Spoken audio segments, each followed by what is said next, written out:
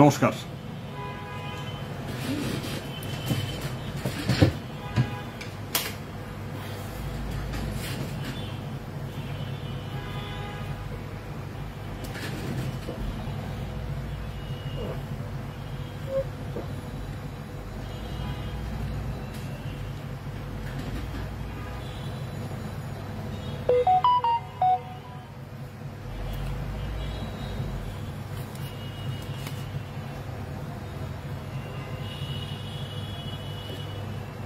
আমরা আজকে খুব গুরুত্বপূর্ণ বিষয়গুলো নিয়ে আজকে আলোচনা করব, বিভিন্ন বিষয় নিয়ে।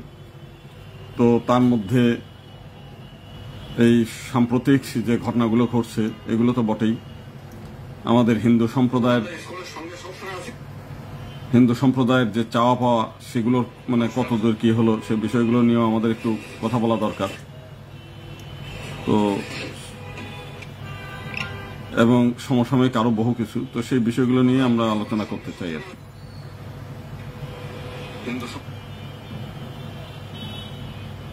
তো আরো কয়েক কিছু বন্ধুরা আসুক, তারপর আমি শুরু করি।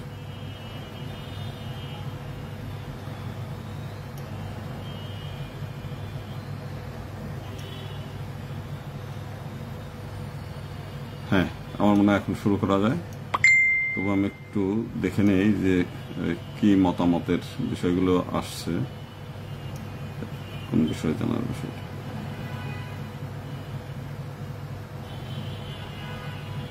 হ্যাঁ, তো সকলকে নমস্কার। আমরা প্রথমে এই যে বিষয়গুলো নিয়ে আলোচনা আমরা প্রথমেই করি, তাহলে গাজীপুরের বিষয়টা নিয়ে।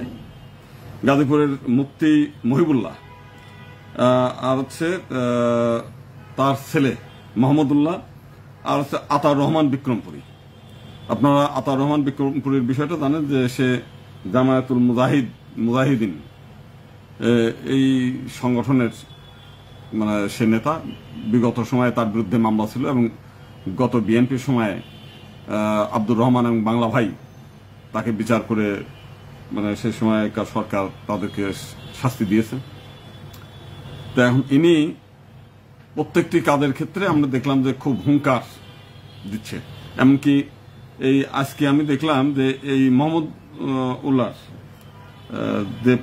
সেও তা বলতেছে, আজকে ফেসবুকে ভিডিও বলছে যে আমার আব্বাকে মূলত শাসায় ভয় দেখিয়ে নানানভাবে একটু করে এই মামলা করাইছে হচ্ছে এই আতাউর রহমান বিক্রমপুরী। তো সেই বিষয়গুলো আমরা বলি। আর এখানে আমরা প্রথম থেকেই এই ঘটনা যেদিন সর্বপ্রচার হলো ব্যাপকভাবে, তো তারপর থেকেই আমরা দেখলাম যে এদিকে বাংলাদেশে বহু মানুষের অপহরণ হয়, বহু মানুষ গুম হয়, কিন্তু গুম হওয়ার সঙ্গে সঙ্গে তখন বলতেছে ইসকনরা করছে এবং হেফাজতে ইসলাম মিছিল শুরু করেছে, বিভিন্ন জায়গায় বিক্ষোভ শুরু করেছে। এবং একই সঙ্গে ইসের ছেলে আপনার এই কি নাম এই ভদ্রলোকের মহিবুল্লাহ ছেলে তখন বলছে আমার 200 ইসকনকে হত্যা করব, হুঙ্কার দিচ্ছে বিশের দিকে। একই সঙ্গে আতাউর রহমান যে বিক্রমপুরী সে তো একেবারে যুদ্ধ ঘোষণা করে দিল, যেখানে পাবো সেখানেই করবে। এই সমস্ত বিষয়গুলো তখন হলো। এবং শুধু তাই না, হেফাজতে ইসলাম সহ আরো বেশ কিছু ইসলামী নেতৃবৃন্দ তারা একেবারে প্রথম দিনে একেবারে ইসকনের পর থাকলো। এবং ফেসবুকে আমরা দেখলাম যে ইসকন চেনার উপায়, কারোর হাতে লাল সুতা দেখলেই এইগুলো ইসকন। তারপরে না, ইসকনের পক্ষে যদি ফেসবুকে পান সে ইসকন। তার টোটালটা ইসকনকে টার্গেট রেখে সমস্ত হিন্দু সম্প্রদায়ের উপরে ব্যাপকভাবে তারা একটা হামলার পরিকল্পনা, হত্যাযজ্ঞের পরিকল্পনা, পিটিয়ে মারার পরিকল্পনা এবং ভয় দেখানোর যা যা করার দরকার সেই জিনিসগুলো করার জন্য একটা নীল নকশা তারা তৈরি করে ফেলেছিল। এবং সেটা এখন যতই তারা বলতে এই মহিবুল্লাহ বলতে চায় যে আমি অসুস্থ, আমি হাঁটতে পারি না, আমি চলতে পারি না, কিন্তু মহিবুল্লাহ যদি একদিন আগের ভিডিও, ওনার নিজের একটা পেজ খুলেছে মনে হয় 3-4 দিন আগে, সেইখানে একটা ভয়ঙ্কর ভিডিও ছাড়ছে। সেই ভিডিওর মধ্যে লাইন দিয়ে কোথাও সেই বড় বড় অস্ত্র শস্ত্র, ভিডিওটা এমনভাবে এডিটিং করা, তার বক্তব্য করা হুঁশিয়ারি এবং একটা হুঁশিয়ারি একটা কবিতা করতেছে, তার মধ্য দিয়ে বড় বড় অস্ত্র শস্ত্রই ভাসমান হয়ে চলে যাচ্ছে। এইভাবে ভিডিওটা তৈরি করা ভয়ঙ্কর একটা প্ল্যান তৈরি করা। তো সেই বিষয়গুলো নিয়ে আমরা যখন আমার একটা এসে কি বলে অনলাইন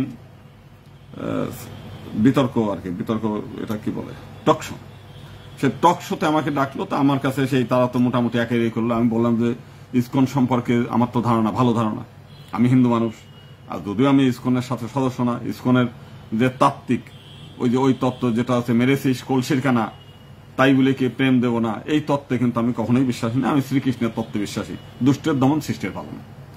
আমি ভগবান রামচন্দ্রের রাবণ বধের তত্ত্বে বিশ্বাসী, আমি মা কালীর অসুর বিনাশের তত্ত্বে বিশ্বাসী, আমি দুর্গার অসুর বিনাশের তত্ত্বে বিশ্বাসী, যেটা প্রকৃতপক্ষে শুধু মালা জপ কীর্তন নাম দিয়ে কোনো ধর্ম রক্ষা করা যায় না। ভগবান শ্রীকৃষ্ণ তাহলে ওইটাই বলতেন। আমি ভগবান শ্রীকৃষ্ণের যে বাণী যে যদা যদাহি ধর্মস্য গ্লানি ভবতি ভারত, যে দুষ্ট আর একটা দুষ্টের দমন আর সৃষ্টির পালন, এই তত্ত্বে আমি বিশ্বাস করি। ইসকনের এই রাধাকৃষ্ণের প্রেম তত্ত্বে আমি বিশ্বাস করি না। কিন্তু সব বিশ্বাস আর অবিশ্বাস তো পৃথিবীর সব মানুষ তো আমার মতে হবে না, এবং আমিও সবার মতো না। যেহেতু সনাতন ধর্মের নানান শাখা প্রশাখা আছে, কেউ হরি ঠাকুরের ভক্ত, কেউ মতুয়া আছে, কেউ অনুকূল ঠাকুরের সৎসঙ্গ আছে, কেউ লোকনাথ বাবার ব্রহ্মচারীর আছে, কেউ রামকৃষ্ণ মিশনের ভক্ত আছে, কেউ আর্য সমাজের ভক্ত আছে। এরকম আমাদের ধর্ম তো গণতান্ত্রিক ধর্ম, তো সেইখানে যার যা মন চাচ্ছে সেইটা করবে। এবং গীতার মধ্যে সেই আমাদের গীতার দ্বাদশ অধ্যায়ে ঠিক এরকম একটা ব্যাখ্যা দিয়েছে যে যথামাং প্রপদ্যন্তে, যে যেমনি উপাসনা করে সেইটি আমি প্রাপ্ত হই। তা আমি ওই তত্ত্বে বিশ্বাস করি যে যেহেতু আমি একটা সংগঠন করি, সেখানে একজন হিন্দু, আমাদের শাস্ত্র মতে যে নাস্তিক সেও হিন্দু, যে আস্তিক সেও হিন্দু, যে বৌদ্ধ মানে হিন্দু ধর্ম বিশ্বাস করে না সেও সনাতনী, যে না কি নাম এটা জৈন ধর্ম তারাও সনাতনী।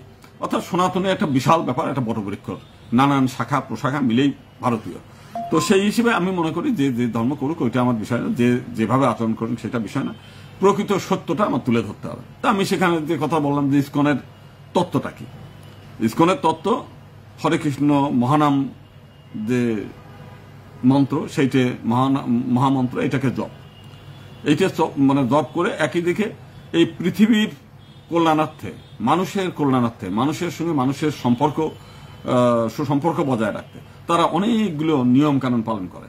একটা হচ্ছে যেমন তাদের নিয়মিত যে পাঠ চক্র, সেই প্রাচীন পুরাণের কাহিনী, মহাভারতের কাহিনী, ভাগবতের কাহিনী, এই সমস্ত তত্ত্ব কথা তারা আচরণ করে। একই দিকে তারা এই জীব জগৎ কারো ক্ষতি করব না, আমি কোনো প্রাণী হত্যা করব না। অর্থাৎ এই পৃথিবীতে যে প্রাণীগুলো আসে সবই তো ঈশ্বরের সৃষ্টি, একটা ব্যাঙও ঈশ্বরের সৃষ্টি, একটা মাছও ঈশ্বরের সৃষ্টি, একটা গরু ছাগল মহিষ মুরগি হাঁস সবই তো ঈশ্বরের সৃষ্টি, তো শুকর ব্যাঙ যাই হোক। তখন ঈশ্বরের সৃষ্টি, ঈশ্বরের কাছে তো তার সৃষ্টি হচ্ছে তার প্রিয়, তার সন্তানের তুল্য। তা আমি ঈশ্বরের এক যদি সেইভাবে হয় তাহলে পৃথিবীর প্রাণী জগৎ আমার সঙ্গে ভ্রাতৃত্ব ভাবের সম্পর্ক। তা আমি কেন একটা মানুষ হচ্ছে বলা হয় অমৃতের সন্তান, তা আমি একটা অমৃতের সন্তান হয়ে আমার সৃষ্টি, আমি সৃষ্টির সেরাজীব, তো সেরাজীব হিসেবে যদি আমি দাবি করি তাহলে আমি আমার এই সৃষ্টির অন্যান্য প্রাণীকে আমি কেন হত্যা করব? পৃথিবীতে মানুষের খাদ্য তার এই মাছ মাংস এগুলো না। আপনি ধরেন এই পৃথিবীতে ধরেন আপনি আজকে প্রথম, আপনি ঈশ্বর আপনাকে এই পৃথিবীতে প্রথম পাঠালো, আপনি খাবার দাবার সম্পর্কে আপনার ধারণা নাই, আপনি এই পৃথিবীতে নেমে এসে দেখলেন যে গাছে গাছে প্রচুর সুগন্ধি ফল, গাছের পাকা ফল তো বেশ একটা সুগন্ধ থাকে, ঝুলছে। আপনি দেখলেন যে গরু হেঁটে বেড়াচ্ছে, ছাগল হেঁটে বেড়াচ্ছে, মুরগি হেঁটে বেড়াচ্ছে, ব্যাঙ হেঁটে বেড়াচ্ছে, হাতি হেঁটে বেড়াচ্ছে, গন্ডার হেঁটে বেড়াচ্ছে। তো এই অবস্থায় আপনার কি মনে হবে, আপনার খাদ্যটা কি মনে হতে পারে? আপনার প্রাথমিকভাবে ওই গাছের পাশের সুগন্ধি যেটা, যদি যখন ক্ষুধা লাগবে আপনি তো আপাতত ওই গাছের ফলটা দিয়েই আপনি খাওয়া শুরু করবেন। তারপর যদি ওইটা ভালো লাগে তখন আপনি মনে করবেন যে এইটাই আমার খাদ্য। তো ঠিক আছে, আপনি তো মানুষের প্রাকৃতিকভাবে মানুষের কাছে যে জিনিসটা আছে, একটা গরু কিংবা একটা ছাগল কিংবা একটা মহিষ কিংবা একটা হাঁস, এগুলো তো খাদ্যের কথা মনে পড়ে না, সেটা একটা প্রাণী। আপনি একটা সেই ছাগল ধরেই কি আর মানে খেতে মন চাইবে, ওটাকে খাদ্য মনে হয়? মোটেই না। তাহলে প্রথমত আপনার খাদ্য দ্রব্যের মধ্যে মনে হবে প্রথম দিকে ফল, এরপরে কি থাকবে? ফল থাকার পরে যদি না থাকে তাহলে মূল, যেমন হচ্ছে আলু, মিষ্টি আলু হোক, মানে শাক আলু হোক, বিভিন্ন গাছের ডালপালা হোক, পাতা হোক, এইগুলো যখন যদি ফল না পান তখন তো আপনার এইগুলোই খাওয়ার চেষ্টা করতে হবে। এরপরে যখন না পান তখন হয়তো আপনি দেখবেন যে বাঘ সিংহ অন্য প্রাণী হত্যা করে খাচ্ছে, সেখান থেকে ওখানকার কাঁচা মাংস আপনি খেতে পারবেন, হয়তো আপনি খেতে পারবেন না। পরে আগুন যখন আবিষ্কার হয়েছে তখন সেইগুলো ঝলসিয়ে আপনি খাওয়া হয়তো, যখন অন্য কিছু খাবার না পান। কারণ মাছে আপনি যদি শুধু ফলাহারি হন, আপনি কোনো মতেই মাছের গন্ধ আপনি সহ্য করতে পারবেন না, মাংসের গন্ধ আপনি সহ্য করতে পারবেন না। মাংস মশলা, মাছ মশলা টসলা দিয়ে, লবণ টমন মরিচ টরিচ দিয়ে তারপরে রান্না করলে আপনি খাইতে পারবেন, কাঁচা মাংস খাইতে পারবেন, কাঁচা মাছ খেতে পারবেন। অতএব এটা মানুষের জন্য খাদ্য না। এটা হচ্ছে ঈশ্বর মানে শ্রীকৃষ্ণ আমাদের ইসকনের যে তত্ত্ব, ইসকনের তত্ত্ব এটা বৈদিক তত্ত্বই, আমাদের শাস্ত্রের গ্রন্থে এইভাবেই বলা আছে। মনুসংহিতায় বলছে যখন খাদ্য অভাব ঘটে, এখন আপনার মরুভূমিতে আপনি যদি সেই কি বলে সাহারা মরুভূমি, সারা মরুভূমিতে যখন মানুষ বসবাস করে, কিছু তো মানুষ বসবাস করে যারা উট চড়ায়, ছাগল চড়ায়, এখন ওদের নিরামিষ খাইতে বললে তার ওরা ইচ্ছা করলেও নিরামিষ খাইতে পারবে না। আবার পৃথিবীর বহু দেশ আছে যে দেশে বছরের প্রায় 9 মাস হচ্ছে বরফে আচ্ছন্ন থাকে, 3 মাস কোনো মতো গাছে গাছে কিছু আপেল টাপেল হয়, এই সমস্ত গাছে হয়, আর বাকি সময়টা হয় না। তো সেই সব দেশে তো প্রাণী হত্যা করে, এই যে যারা বরফের রাজ্যে থাকে, রাশিয়ার কিংবা সাইবেরিয়ার কিছু অঞ্চলে, সেখানে তো মাছ আর ওই প্রাণী হত্যা করে খাদ্য মানে খেতে হবে। তুষারপাতের সময় তো সবজি হয় না, ফসল হয় না। এখন হয়তো মানে পরিবহনের যুগ আসছে, রপ্তানির আমদানির যোগাযোগ ব্যবস্থা ভালো হয়েছে, হয়তো সেইটা করতে পারবেন। যখন এখন থেকে আপনি চিন্তা করেন, এখন থেকে 1000 বছর আগে। তো যাই হোক, এই সমস্ত নানান কিছু মিলে চিন্তা করি মানুষের, যদি সত্যিকার অর্থেই আমরা ভারতীয়ভাবে চিন্তা করি যে আমাদের খাদ্যের মূল বিষয়টা ফল থেকেই প্রথম খাদ্য, এরপর থেকে সবজি, চাল, ডাল, এগুলোর মানে চাল ইচ্ছা করলে আপনি খাইতে পারতেন না, কারণ ধানের বীজ বের করে তারপর খাওয়া, সেখান থেকে খোসা ছাড়িয়ে সেটা সেদ্ধ করে খাওয়াটাও একটা দীর্ঘদিনের প্রক্রিয়া। একদিনে মানুষ প্রথম দিনে মানে ধান থেকে চাল বের করে সেটা সিদ্ধ করে খাওয়া শেখে নাই মানুষ। গম হয়তো কোনো মতো কামড়ায় কুমড়ে খাওয়া একটা শিখছে আর কি। আপনি যদি এইভাবে ঠান্ডা মাথায় চিন্তা করেন, সেই প্রাচীন বৈদিক যে সংস্কৃতি, সেটা হচ্ছে যে নিরামিষ আহারটা এবং ফলাহারিটাই প্রথম হচ্ছে ফলাহারি। নিরামিষ আহারে অন্যান্য যে লতা পাতা গাছ, এগুলো সেই লতার গাছকে কাটলেও তো গাছ ব্যথা পায়, কিন্তু সেই ব্যথাটা পাইতে গেলে সেই ব্যথাটা আপনি বুঝতে পারবেন না যে গাছ ব্যথা পায়। সেটা আবার ইদানিংকালে বৈজ্ঞানিক পরীক্ষা নিরীক্ষা একটা যন্ত্র আবিষ্কার আছে, যে আপনি ওই গাছ কাটলে পরে ওইখানে যদি আপনি ওই যন্ত্রটা গাছের পাশে যুক্ত করে দেন, তাহলে পরে সেই শব্দ, তার আওয়াজ, তার আতঙ্কগ্রস্ততা সবই আপনি বুঝতে পারবেন। কিন্তু এটা হচ্ছে বোঝা যায় না, মানে আপনি বুঝতে পারবেন না, সাধারণভাবে বোঝা যায় না। কিন্তু একটা প্রাণীকে হত্যা করলে সে সাধারণভাবে বোঝে, তার ছটফট করে, তার রক্ত মানে বের হয়, সবকিছু। তো প্রাচীন যে মুনি ঋষিরা বলছিল যে আপনি ফল দিলেই যে আপনি গাছ থেকে খালি ফল পেরে পেরে খাবেন, এটাও না। ফল গাছ আপনাকে খাদ্য হিসেবে ফল দেয়, গাছ কিন্তু নিজের ফল নিজে খায় না। কিন্তু সে পশু পাখি এগুলোকে বাঁচানোর জন্য, মানুষকে রক্ষা করার জন্য এই খাদ্য দেয়। কিন্তু সে আবার একটা শর্ত আরোপ করে, প্রত্যেকটি ফলের মধ্যে তার বীজ, অর্থাৎ তার সন্তানটাকে দিয়ে রাখে। আপনি আম খাবেন, আমের মধ্যে একটা বীজ থাকে, কাঁঠাল খাবেন, তার মধ্যে বীজ থাকে। মানে অর্থাৎ গাছ আপনাকে দায়িত্ব দেয় যে আমি আপনাকে খাদ্য দিচ্ছি, আমার সন্তানকে আপনি লালিত পালিত করবেন, তাইলেই আপনার দায় নাই। কিন্তু আপনি খাবেন, আমটা খেয়ে আর আটিটা ছুঁড়ে ফেলে দেবেন, তারপরে মানে কাঁঠাল খাবেন, তার বিচিটাও পুড়িয়ে খেয়ে ফেলবেন, এইটা গাছ আপনাকে দায়িত্ব অর্পণ করে না। তো এটা একটা খুব হাই থটের জিনিস। তো যাই হোক, সেটাকে আপনি একটু নর্মালাইজ করা, মানুষ ইচ্ছা করলেও আপনি ঢাকা শহরে 10 কেজি আম কিনে রাখলেন, সে আম খেয়ে আটিগুলো আপনি লাগাবেন কোথায়, সেই জায়গাটা কোথায়? এইটা প্রাচীন আমলে যখন ছিল, যখন অবাধ জায়গা ছিল, সেখানে সেই সুযোগটা ছিল, এখন তো তা নেই। আপনি পারলে এখনো ওইভাবেই করতে পারতেন। আমি ছোটবেলায় দেখছি আমার দাদু হচ্ছে মানে সকালবেলা খাবার আগেই উনি এক বাটি খাবার নিয়ে মাঠে ওই সেই একটু দূরে গিয়ে আমাদের যে কৃষি জমির ওখানে একটা বাঁশ গেড়ে ওই চটা দিয়ে মাটির পাত্র দেওয়া থাকতো, উনি 3-4টি জায়গায় ওই খাবার দিয়ে তারপর উনি খেতে বসতেন। এইলো বিষয়। উনি আমাদের বাড়িতে যত মৌমাছির চাক বসতো, উনি কোনোদিনও কাউকে যারা মৌচাকের মানে ভাঙতে আসতো, কোনোদিন মৌচাক ভাঙতে দিত না। বলছে যে একটা মৌমাছি এক ফোঁটা মধু সংগ্রহ করতে লক্ষ লক্ষ ফুলে সে ছুটে বেড়ায়, দৌড়ায়, ছুটে সাঁতার কেটে, মানে বাতাসে সাঁতার কেটে সে অনেক কষ্ট করে সেই মধুগুলো সংগ্রহ করে তার সন্তানদের জন্য। তুমি যে তাকে আগুন দিয়ে, এই মৌচাকে যখন আগুন দাও, তার মানে আগুন দিয়ে তার বাড়ি ডাকাতি করে তার সংগ্রহ করা, তার শিশুর জন্য সংগ্রহ করা যে মধু, সেটা তুমি চুরি করে না, ডাকাতি করে তার বাড়িতে আগুন দিয়ে তারপর তুমি লুট করে নিয়ে আসতেছো, এটা তো তোমার নৈতিকতা না, এই করো না। তাই এখানে ক্ষেত্রে তিনি বলতেন যে শুধুমাত্র ঔষধ নির্মাণের জন্য, আপনার ধরেন আপনি মারা যাচ্ছেন, একটা ঔষধ তৈরি করতে হবে জীবন বাঁচানোর জন্য, তখন তার সামান্য একটু যতটুকু ঔষধ হিসেবে দরকার আপনি মৌচাক থেকে ঠিক ততটুকু মধু নিতে পারেন, সেটাও অন্যায়। তারপরে সেটা হচ্ছে আপনার একটা দায় আছে আর কি, যে আপনি সেই মৌমাছির কাছ থেকে আপনি নিলেন, অন্তত কিছু, সম্পূর্ণটা না, তার সম্পূর্ণ নষ্ট করলেন না। কিন্তু এখন তো যারা মৌচাক ভাঙে, একেবারে সব মৌচাকের একেবারে যা আছে, এমনকি ঘরে যেখানে মধু নাই সেই মোম সহ কেটে নিয়ে আসতেছে মোম বিক্রি করার জন্য। গেল। আমার দাদুকে আমরা দেখছি যে ধান কাটার পরে অন্তত কয়েক গোছা ধান সে খেতে রেখে আসতো, যে পাখিরা যাতে এখানে খেতে পারে, কারণ আমি সৃষ্টির সেরা জীব, অন্তত কিছু খাবার পাখিদের জন্য রেখে আসে।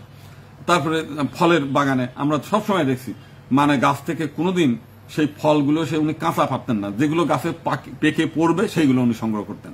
আর কিছু ফল যাতে পাখিরা খেতে পারে, কলা গাছের থেকে কলা না পেকে 2-4টে পাখি না খাওয়া পর্যন্ত উনি কলা কাটতেন না, আমরা সেগুলো দেখতাম আর কি। তারপরে আমরা এখনো তাই করি। আমাদের বাড়িতে প্রায় 50টা মানে পেয়ারা গাছের বাগান আছে আর কি।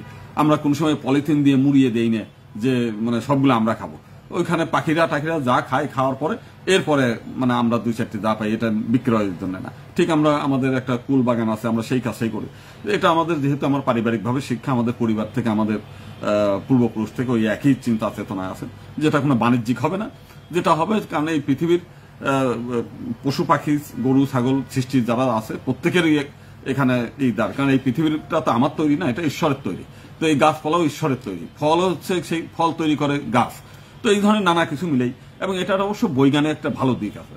আপনার হচ্ছে পাখিরা যদি আপনি খাদ্য না পায়, পাখি যদি কমে যায়, তাহলে কিন্তু ফসল হবে না। কেন হবে না? পাখিরা কিছু সময় খাবার ফল টল খায়, বাকি সময় হচ্ছে আপনার এই মানে ফল বাগান থেকে যত পোকা মাকড় এগুলো ধরে খায় বেশিরভাগ সময়। তার মানে হচ্ছে সে কিন্তু আপনার খাদ্য রক্ষাও করে, সে যতটুকু খায় তার চাইতে বেশিটুকু আপনার রক্ষা করে তারপর খায়। অর্থাৎ আপনার কাছে একেবারে সেই আপনি মনে করছেন যে পাখিদের কাছে আপনি দায়বদ্ধ করে ফেলতেছেন, তা না। আমাদের এখন তো কীটনাশক দিয়ে আপনার ফসল রক্ষা করতে হয়, কিন্তু যদি পর্যাপ্ত পাখি থাকতো, বিশেষ করে ফিঙে পাখি থেকে আরম্ভ করে অনেকগুলো পাখি আছে যারা পোকামাকড় খেয়েই বেঁচে থাকে, সেগুলো তো খাবার নাই, আমরা তো খেতে দেই না তাদের, যে কারণে তারা এখন সমস্ত ধান খেতে পোকামাকড় মানে এই করে, এবং আমরা ঔষধ দিয়ে এই ধান তৈরি করি। ফলাফল হচ্ছে সেই ঔষধ কিন্তু থেকেই যায়, খাবার আপনার ঔষধের ধানের সঙ্গে থাকে, বীজের সঙ্গে থাকে, সেটা আমরা যখন খাই আমাদের নানানভাবে রোগ শোক হয়। আমাদের দেখবেন যে মানুষ, প্রচুর মানুষ, 90% মানুষ কিন্তু রোগী। দেখবেন যে আমি ঢাকা শহরে দেখলাম, আপনি কোন একটা রাস্তা দিয়ে হাঁটবেন, দেখবেন যে সেই রাস্তার যদি চাউলের দোকান থাকে 10-12টা, ঔষধের দোকান থাকে অন্তত 50টার বেশি, অর্থাৎ 3 গুণ 4 গুণ বেশি ঔষধের দোকান। প্রত্যেকটি মানুষ ঔষধ ছাড়া মানুষ নাই। কিন্তু এখন থেকে 50 বছর আগে, 100 বছর আগে কিন্তু এরকম ছিল না। রোগ ছিল কিন্তু এত পরিমাণ না। তো সেইটা আমরা কিন্তু নিজেরাই নিজেদেরকে রোগগ্রস্ত করে ফেলতেছি। তো যাক, আমি যে আলোচনা যেটা করতে যাচ্ছিলাম সেটা অন্য পথে আমরা নিয়ে আসলাম আর কি, যে আমরা ইসকনের যে বিষয়টা, তাহলে ইসকন এমন একটা সংগঠন, দেখেন আমরা ইসকনের প্রতি আমি নানান সময় ক্ষোভ প্রকাশ করছি, আমি ফেসবুকেও, যে এরা হলো শুধু পঞ্চব্যঞ্জন, কত রকমের মানে খাবার দাবার রেডি করতে হবে, ঠাকুরের কাছে প্রসাদ দিয়ে, কেউ বলে যে সেই 100 রকমের প্রসাদ তৈরি করবে, 80 রকমের প্রসাদ তৈরি করবে, মূলত তারা খায়। আমাদের এই ধর্ম রক্ষার জন্য যেমন যুদ্ধ করতে হবে, সংগ্রাম করতে হবে, তার কোনো কিছুই কিন্তু ইসকনের সাধুরা কিংবা গৌরীয় মঠের সাধুরা কেউ করে না। খালি শুধুমাত্র মালা জপ, কীর্তন, নাম সংকীর্তন, এর মধ্যে সীমাবদ্ধ, ঘরের মধ্যে তারা আবদ্ধ হয়ে আছে। তাহলে এখন যদি আপনাকে মানে এই পৃথিবীতে অসুর সমাজ আজকে না, 1000 বছর আগেও, সেই রামের সময় রাবণ ছিল, শ্রীকৃষ্ণের সময় দুর্যোধন, কংস, জরাসন্ধ, এই সমস্ত অসুর ছিল, সত্য যুগেও অসুর ছিল। আমাদের বেদের সর্বশেষ মন্ত্র শিক্ষা এই কথাই বলছে যে অসুরের সঙ্গে দেবতাদের যুদ্ধ, সংগচ্ছধ্বং সংবদ্ধং, এই মন্ত্র আপনি দেখবেন যে এখানে বলছে, ভগবান বলছে সবসময় তোমরা যুদ্ধার্থে সমিতি গঠন করো, অসুরদের বিরুদ্ধে সংগ্রাম করো। আমাদের কালী পূজার মধ্য দিয়ে অসুর বিনাশ, আমাদের দুর্গা পূজার মধ্য দিয়ে অসুরের বিরুদ্ধে মানে সংগ্রাম করতে বলছে। এমনকি হিরণ্যকশিপুর সময় সেই রামচন্দ্র মানে আমাদের যারা বৈষ্ণব আর কি, যারা বিষ্ণুর উপাসক তারাই তো বৈষ্ণব। তো এখন সেই বিষ্ণু এই পৃথিবীতে যদি অন্তত লাস্ট আমরা 3 বার বলি, যে একবার হচ্ছে সেই কি বলে নরসিংহ রূপ ধারণ করে অসুর বিনাশ করেছে, রামচন্দ্র রূপে অসুর বিনাশ করেছে, শ্রীকৃষ্ণ রূপে অসুর বিনাশ করেছে। শ্রীকৃষ্ণের সময় যারা আপনার ভূমি দখল করে, যারা আপনার রাজ্য দখল করে, তাদের বিরুদ্ধে যুদ্ধ করতে বলছে। যারা আপনার নারী অপহরণ করেছে তাদের বিরুদ্ধে যুদ্ধ করতে বলছে। আর যারা আপনার ধর্মের বিরুদ্ধে কথা বলে, আপনার সেই প্রহ্লাদের সময় প্রহ্লাদের ধর্মকর্মের বিরুদ্ধে কথা বলতেন এরা আপনার হিরণ্যকশিপু, তার বিরুদ্ধে, অর্থাৎ ধর্মের বিরুদ্ধে যারা কথা বলে তার বিরুদ্ধে রুখে দাঁড়ান, আপনার ভূমি যাদের দখল করে তাদের বিরুদ্ধে রুখে দাঁড়ান, আপনার মেয়েদেরকে যারা ফুসলিয়ে নিয়ে যায় তাদের বিরুদ্ধে রুখে দাঁড়ান। এই অন্তত 5 বা 3 বার তো লাস্টেই বলা আছে। তাহলে কারা করবে? বৈষ্ণবরা করবে। আর এখন বৈষ্ণবরা কি করতেছে? তিলক সেবা করেন, মালা নেন, জপ করেন, কীর্তন গান, প্রসাদ খান, গলায় রাধা কৃষ্ণের একটা লকেট ঝুলায় নেন, এতেই তাদের জীবন সাঙ্গ। আর কি একটা তত্ত্ব দিচ্ছে, আপনারা এই পৃথিবীতে আসতে হবে না, এই পৃথিবীতে আপনারা স্বয়ং বৈকুণ্ঠ ধামে চলে যাবেন। কথা হচ্ছে যে সব মিলে এই পৃথিবীর মানুষ যদি সবাই বৈকুণ্ঠ ধামে চলে যায়, এই ভগবানের ভূমি রক্ষা করবে কি? তাহলে তার বলতে হবে যে বারবার এই পৃথিবীতে আসতে হবে, বারবার এই ভগবানের ভূমিকে রক্ষা করতে হবে। না হলে কি হবে, এই ভগবানের ভূমিতে যদি আপনি ফিরিয়ে না আসেন, তাহলে অসুররা এই ভগবানের ভূমি দখল করে নেবে। তাহলে প্রথম কথা হচ্ছে যে এই কারণে ইসকনের এই তত্ত্ব আমার পছন্দ না। কিন্তু এই ইসকনের এই তত্ত্ব তো পছন্দ করা উচিত অসুরদেরই, যে হিন্দুরা মানে এখন আর ওই অসুরের বিরুদ্ধে কোনো আন্দোলন নাই, অতএব আমরা আনন্দে থাকি। কিন্তু তারা যে কেন এর বিরোধিতা করতেছে আমি বুঝলাম না। তারা উচ্চারণ এখন না বুঝি, একেবারে বুঝি নাই কেন করতেছে তা না। যেমন ধরেন মালয়েশিয়ায় ইসকনের মানে এই বন্ধ করছে। মালয়েশিয়া শুধু ইসকনের বন্ধ করে নাই, আপনার ওই যে জাকির নায়করেও কিন্তু নিষিদ্ধ করছে। ইন্দোনেশিয়ায় ইসকন ঢুকতে দেয় না, মানে প্রচার করতে দেয় না। কেন দেয় না? কারণ ইন্দোনেশিয়ায় এর আগে রাজ পরিবারের একজন রাজকুমারী, সে সহ প্রায় 70-75 হাজার মুসলিম একসঙ্গে হিন্দু ধর্ম গ্রহণ করেছে। ওয়েস্টার্ন কান্ট্রিতে দলে দলে মানুষ সনাতন মানে ইসকনে চলে যাচ্ছে। মালয়েশিয়াতেও তারা দেখতেছিল যে এই ইসকন প্রচারে করলে, কারণ সবাই আবার শান্তিতে থাকতে চায়। একটা বিষয়, কেউ কিন্তু যুদ্ধ করতে চায় না, সংগ্রাম করতে চায় না। প্রত্যেকটি মানুষ চায় আনন্দের সঙ্গে জীবনটা শান্তিপূর্ণভাবে থাকতে চায়। ইসকন তো এই দর্শন দেয়, যে কারণে পৃথিবীতে যারা এই যুদ্ধ বিগ্রহ দেখে, মানে বিশেষ করে একটু মানে শিক্ষিত মানুষ যারা হায়ার স্টাডি করে, তারা তো দলে দলে ইসকনের দিকে আসে। তো তারা মনে করছে যে এরা যদি আসে তাহলে তো তাদের ধর্ম থাকবে না, সব মানুষ আস্তে আস্তে সনাতনে চলে যাবে।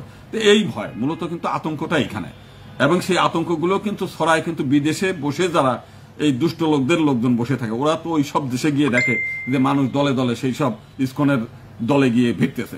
তো সেটা হলে তারা মনে করে তারা আমার দেশের লোক তো থাকবে না, আমার দেশের লোক তো সরাসরি সনাতনে চলে যাবে, সব সারা পৃথিবীর লোক সনাতনে চলে যাচ্ছে। এবং একটা দুইটা না, লক্ষ লক্ষ না, কোটি কোটি, প্রায় 5 কোটির উপরে মানুষ শুধু ইসকনের হাত দিয়ে সনাতনে চলে আসছে। তো এই জিনিসগুলোই কিন্তু তাদের মাথা ব্যথার কারণ। আমরা দেখতাম যে ওয়াশেক বিল্লাহ নামে এক ভদ্রলোক পার্বত্য চট্টগ্রামে, সেদিনও সে মাঝে মাঝে ভিডিও দেয়।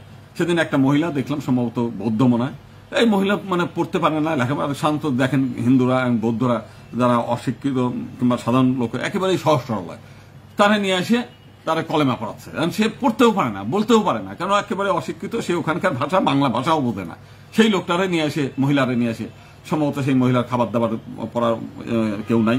এই জিনিসটা কিন্তু আমাদের খুব লক্ষ্য করা উচিত যে আমাদের হিন্দু সমাজে শত শত কোটি না, হাজার কোটি টাকার মালিকের সংখ্যা কিন্তু একেবারে কম তা না, অথচ হিন্দুরা হিন্দু সমাজের জন্য, বৌদ্ধ সমাজের জন্য, তার নিজের সমাজের দরিদ্র অভাবগ্রস্ত মানুষের জন্য কিছুই করে না। তারা কিন্তু ইচ্ছা করলে তাদের যে টাকা এই বিভিন্ন রাজনৈতিক দলে চাঁদা দেয়, এই চাঁদার একটা টাকা দিয়ে তারা যদি মনে করে যে আমরা একটা ফান্ড করি, সনাতন ফাউন্ডেশন কিংবা বৌদ্ধ ফাউন্ডেশন, তারা এই গরিব যারা অসহায়, যারা ঋণগ্রস্ত, যারা লেখাপড়া করতে পারে না, উপজাতি, আদিবাসী, সাধারণ সমতলের মধ্যেও বহু মানুষ আছে, তারা একেবারে অসহায়, এদেরকে কিন্তু একটা সচ্ছল করে তাদেরকে শিক্ষায় শিক্ষিত করে চাকরি বাকরি দিয়ে প্রতিষ্ঠিত করতে পারে। সেই জিনিসটা করে না, এবং এই জিনিসটা যদি করতো তাহলে কিন্তু আমাদের জন্য অনেক ভালো হতো। যে জিনিসটা তাহলে এই দুষ্ট চক্র, এই যে কনভার্ট করার যে চিন্তাটা, সেটা করতে পারতো না।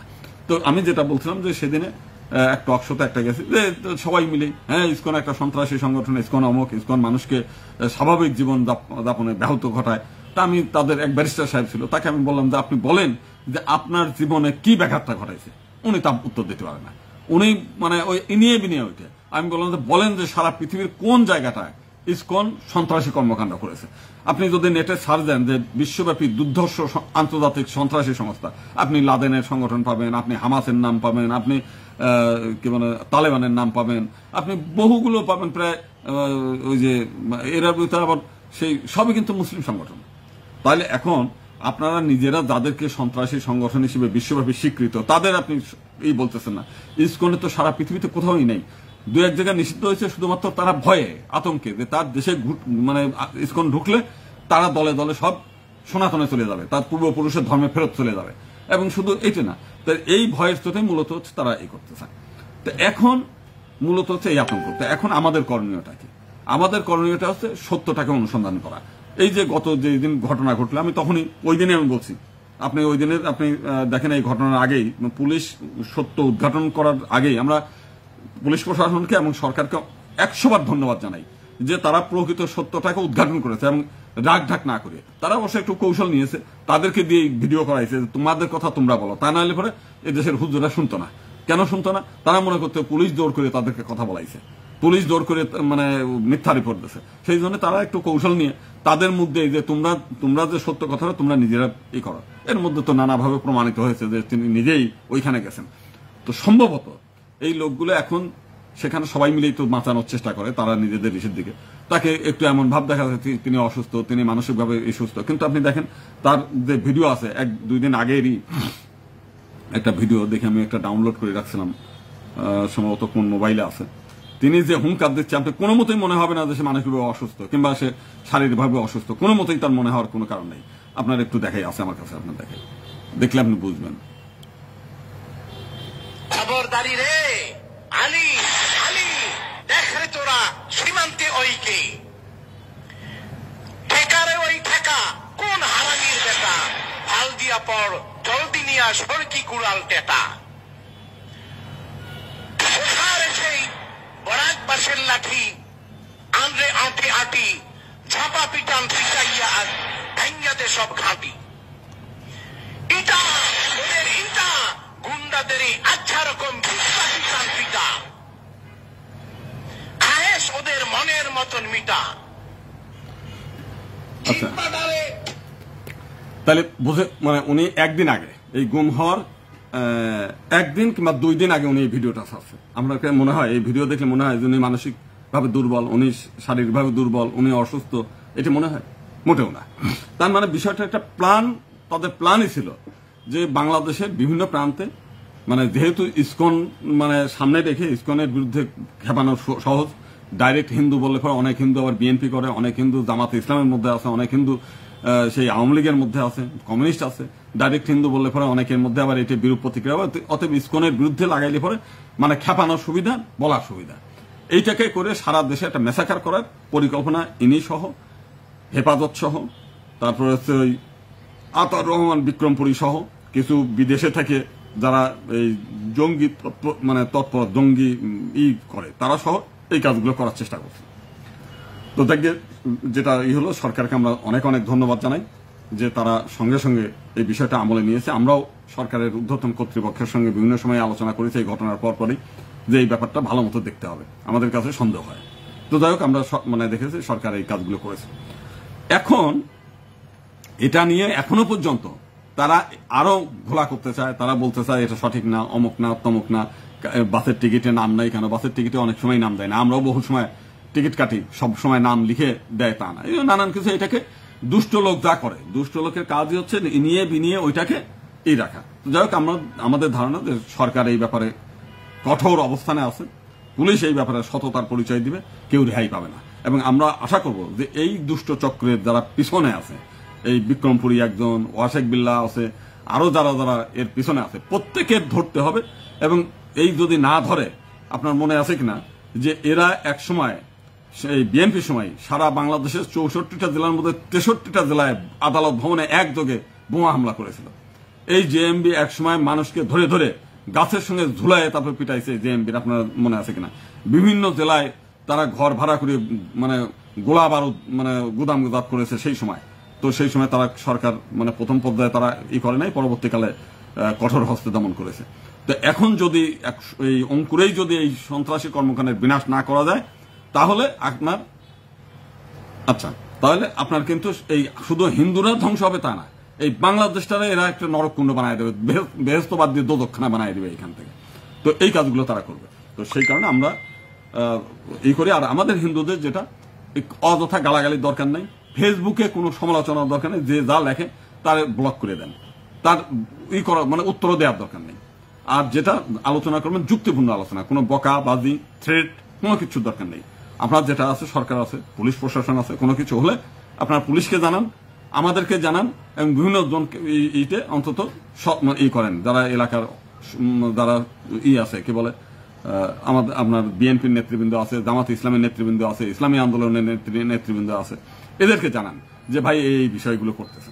কারণ বাংলাদেশের সব মানুষগুলো জঙ্গি মানসিকতার না, জঙ্গি মানসিকতার লোক অল্প, কিন্তু তারা মানে এইটাকে উস্কানি দিয়ে সারা বাংলাদেশে নরককুণ্ড বানানোর মতো অনেক এই মানসিকতা তৈরি করার মতো আবার তাদের খুব আছে, মানে এমন ভাব দেখায় যে তাতে অনেকে প্রভাবিত হয়ে যায়। তো এই হলো বিষয়টা। এর মধ্যে পিনাকি ভট্টাচার্য একটা আছে না, এই হারামজাদাটাও কিন্তু এই তত্ত্বে বিশ্বাস করে। দেখেন আমি একটা কথা বলি, আমরা মুসলিমদের তো আমরা মানে অনেক সময় অনেক জ্ঞানী সেই মনে করি আর কি, অথচ দেখেন এই হারামজাদাটা কিন্তু সাপ্লায়, সে তো এসে আপনার শাহবাগের সমস্ত স্ক্রিপ্টগুলো কি কি বক্তব্য হবে, কি কি স্লোগান হবে, সবকিছু দিয়ে সে তার উদ্যোগে সে সহ তার এই গ্রুপের নেতৃত্বে আজকে কিন্তু এই মানে শাপলা চত্বরে নিহত হয়েছে। মানে এই যে এত হুজুরদের বাচ্চা বাচ্চা ছেলে পেলে তার কোনো দোষ না, মাদ্রাসার শিক্ষকরা তাদের নিয়ে আসছে, তারা এখানে আসছে। তো তাদেরকে যেভাবে সেই বোমা হামলা, মানে সেই রাতের বেলায় গ্রেনেড হামলা করে, এটা আওয়ামী লীগের সময় যে হত্যাকাণ্ড হলো, তাহলে এই হত্যাকাণ্ডের জন্য দায়ী কিন্তু হচ্ছে আপনার এই পিনাকি ভট্টাচার্য। দ্বিতীয়ত, এই পিনাকি ভট্টাচার্য কিন্তু একটা মুসলিম মহিলাকে বিয়ে করছে। আমরা যদিও বলতেছি বিয়ে, আসলে কিন্তু সে বিয়ে না, কারণ মানে আইন মতে, আমাদের হিন্দু আইন মতে হলে হয় মেয়েটাকে হিন্দু হইতে হবে, তাহলে হিন্দু হলে সে বিয়ে করতে পারবে। মুসলিম আইন হলে তাকে এই পিনাকিকে মুসলিম হইতে হবে। আর স্পেশাল ম্যারেজ একটা অনেকে বলে যে হিন্দু মুসলিম বিয়ে, আইনে বলছে হিন্দু এবং মুসলিম স্পেশাল ম্যারেজ একটা বিয়ে করতে পারবে না। এবং সর্বশেষ এই 2 দিন আগেও হাইকোর্টের একটা রায় হয়েছে, আপনাদের দেখাই, যে কোনো হিন্দু মুসলিম বিয়ে করতে পারবে না। তাহলে এই পিনাকি বিয়েটা করলো কিভাবে? পিনাকির বিয়েটা হচ্ছে কোন ইসে? পিনাকি যে বিয়ে করছে এই বিয়েটা হলো কিভাবে? তাহলে মানে পিনাকির এটা বিয়ে না। পিনাকি যদি বিয়ে না করে থাকে তাহলে এই পিনাকির যে ইটা হয়েছে, যে মহিলাটাকে নিয়ে থাকে, এটা ব্যভিচার করতেছে।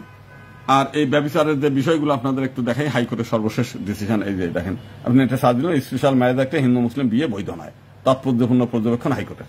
তাহলে কি হলো যে স্পেশাল ম্যারেজ একটা হিন্দু মুসলিম মেয়ে, মানে ইদানিংকালে অনেক হিন্দু মেয়ে কয় কি যার যার ধর্ম সেই পালন করবো, এই সুযোগটা নাই।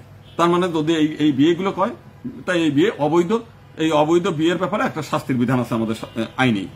তাহলে প্রথম কথা হচ্ছে এই পিনাকি, সে হচ্ছে একটা নাস্তিক হয়ে সে মুসলিমদের সর্বনাশ করলো, এতগুলো ছেলেপেলেরা হত্যা করলো। আচ্ছা, আর হত্যা তো করাইলো। এখন সে মুসলিমদেরকে সুড়সুড়ি দিয়ে সে ওইখানে বসিয়ে লক্ষ লক্ষ টাকা, মানে কোটি কোটি টাকা আয় করতেছে শুধু মুসলিমদের উস্কানি দিয়ে। মুসলিমরা নির্বোধের মতোই করতেছে। অথচ যদি মুসলিমরা খাঁটি মুসলিমও হতো, তাহলে মুসলিম আইনে কি বলছে? মুসলিম আইনের ওই ব্যাপারে আমি আপনাদের দেখাই। এটা হলো মুসলিম আন্তর্জাতিক আইন। মুসলিম আন্তর্জাতিক আইন, এই যে ইসলামিক ফাউন্ডেশন বাংলাদেশ, আইনে কি বলছে? আইনে বলছে ধর্ম ত্যাগ করলে কি হয়, যদি ধর্ম ত্যাগ হয়। এই দেখেন, এটা হলো আপনার হলো, আমি জিজ্ঞাসা করলাম কোন মহিলা যদি ইসলাম ধর্ম ত্যাগ করে তাহলে তার সম্পর্কে কি সিদ্ধান্ত নেওয়া উচিত হবে। তো উনি উত্তর দিলেন, আবু হানিফা এই মত পোষণ করেন, তাকে ফাঁসি দেওয়া হবে না, তবে ইসলাম ধর্মের পুনরায় গ্রহণ না করা পর্যন্ত অনির্দিষ্ট কালের জন্য তাকে বন্দী করে রাখতে হবে। তারপরে কি বলছে? তারপরে বলছে আইনে, আপনাদের আরেকটা ইস্যু দেখাই, সেখানে বলছে যে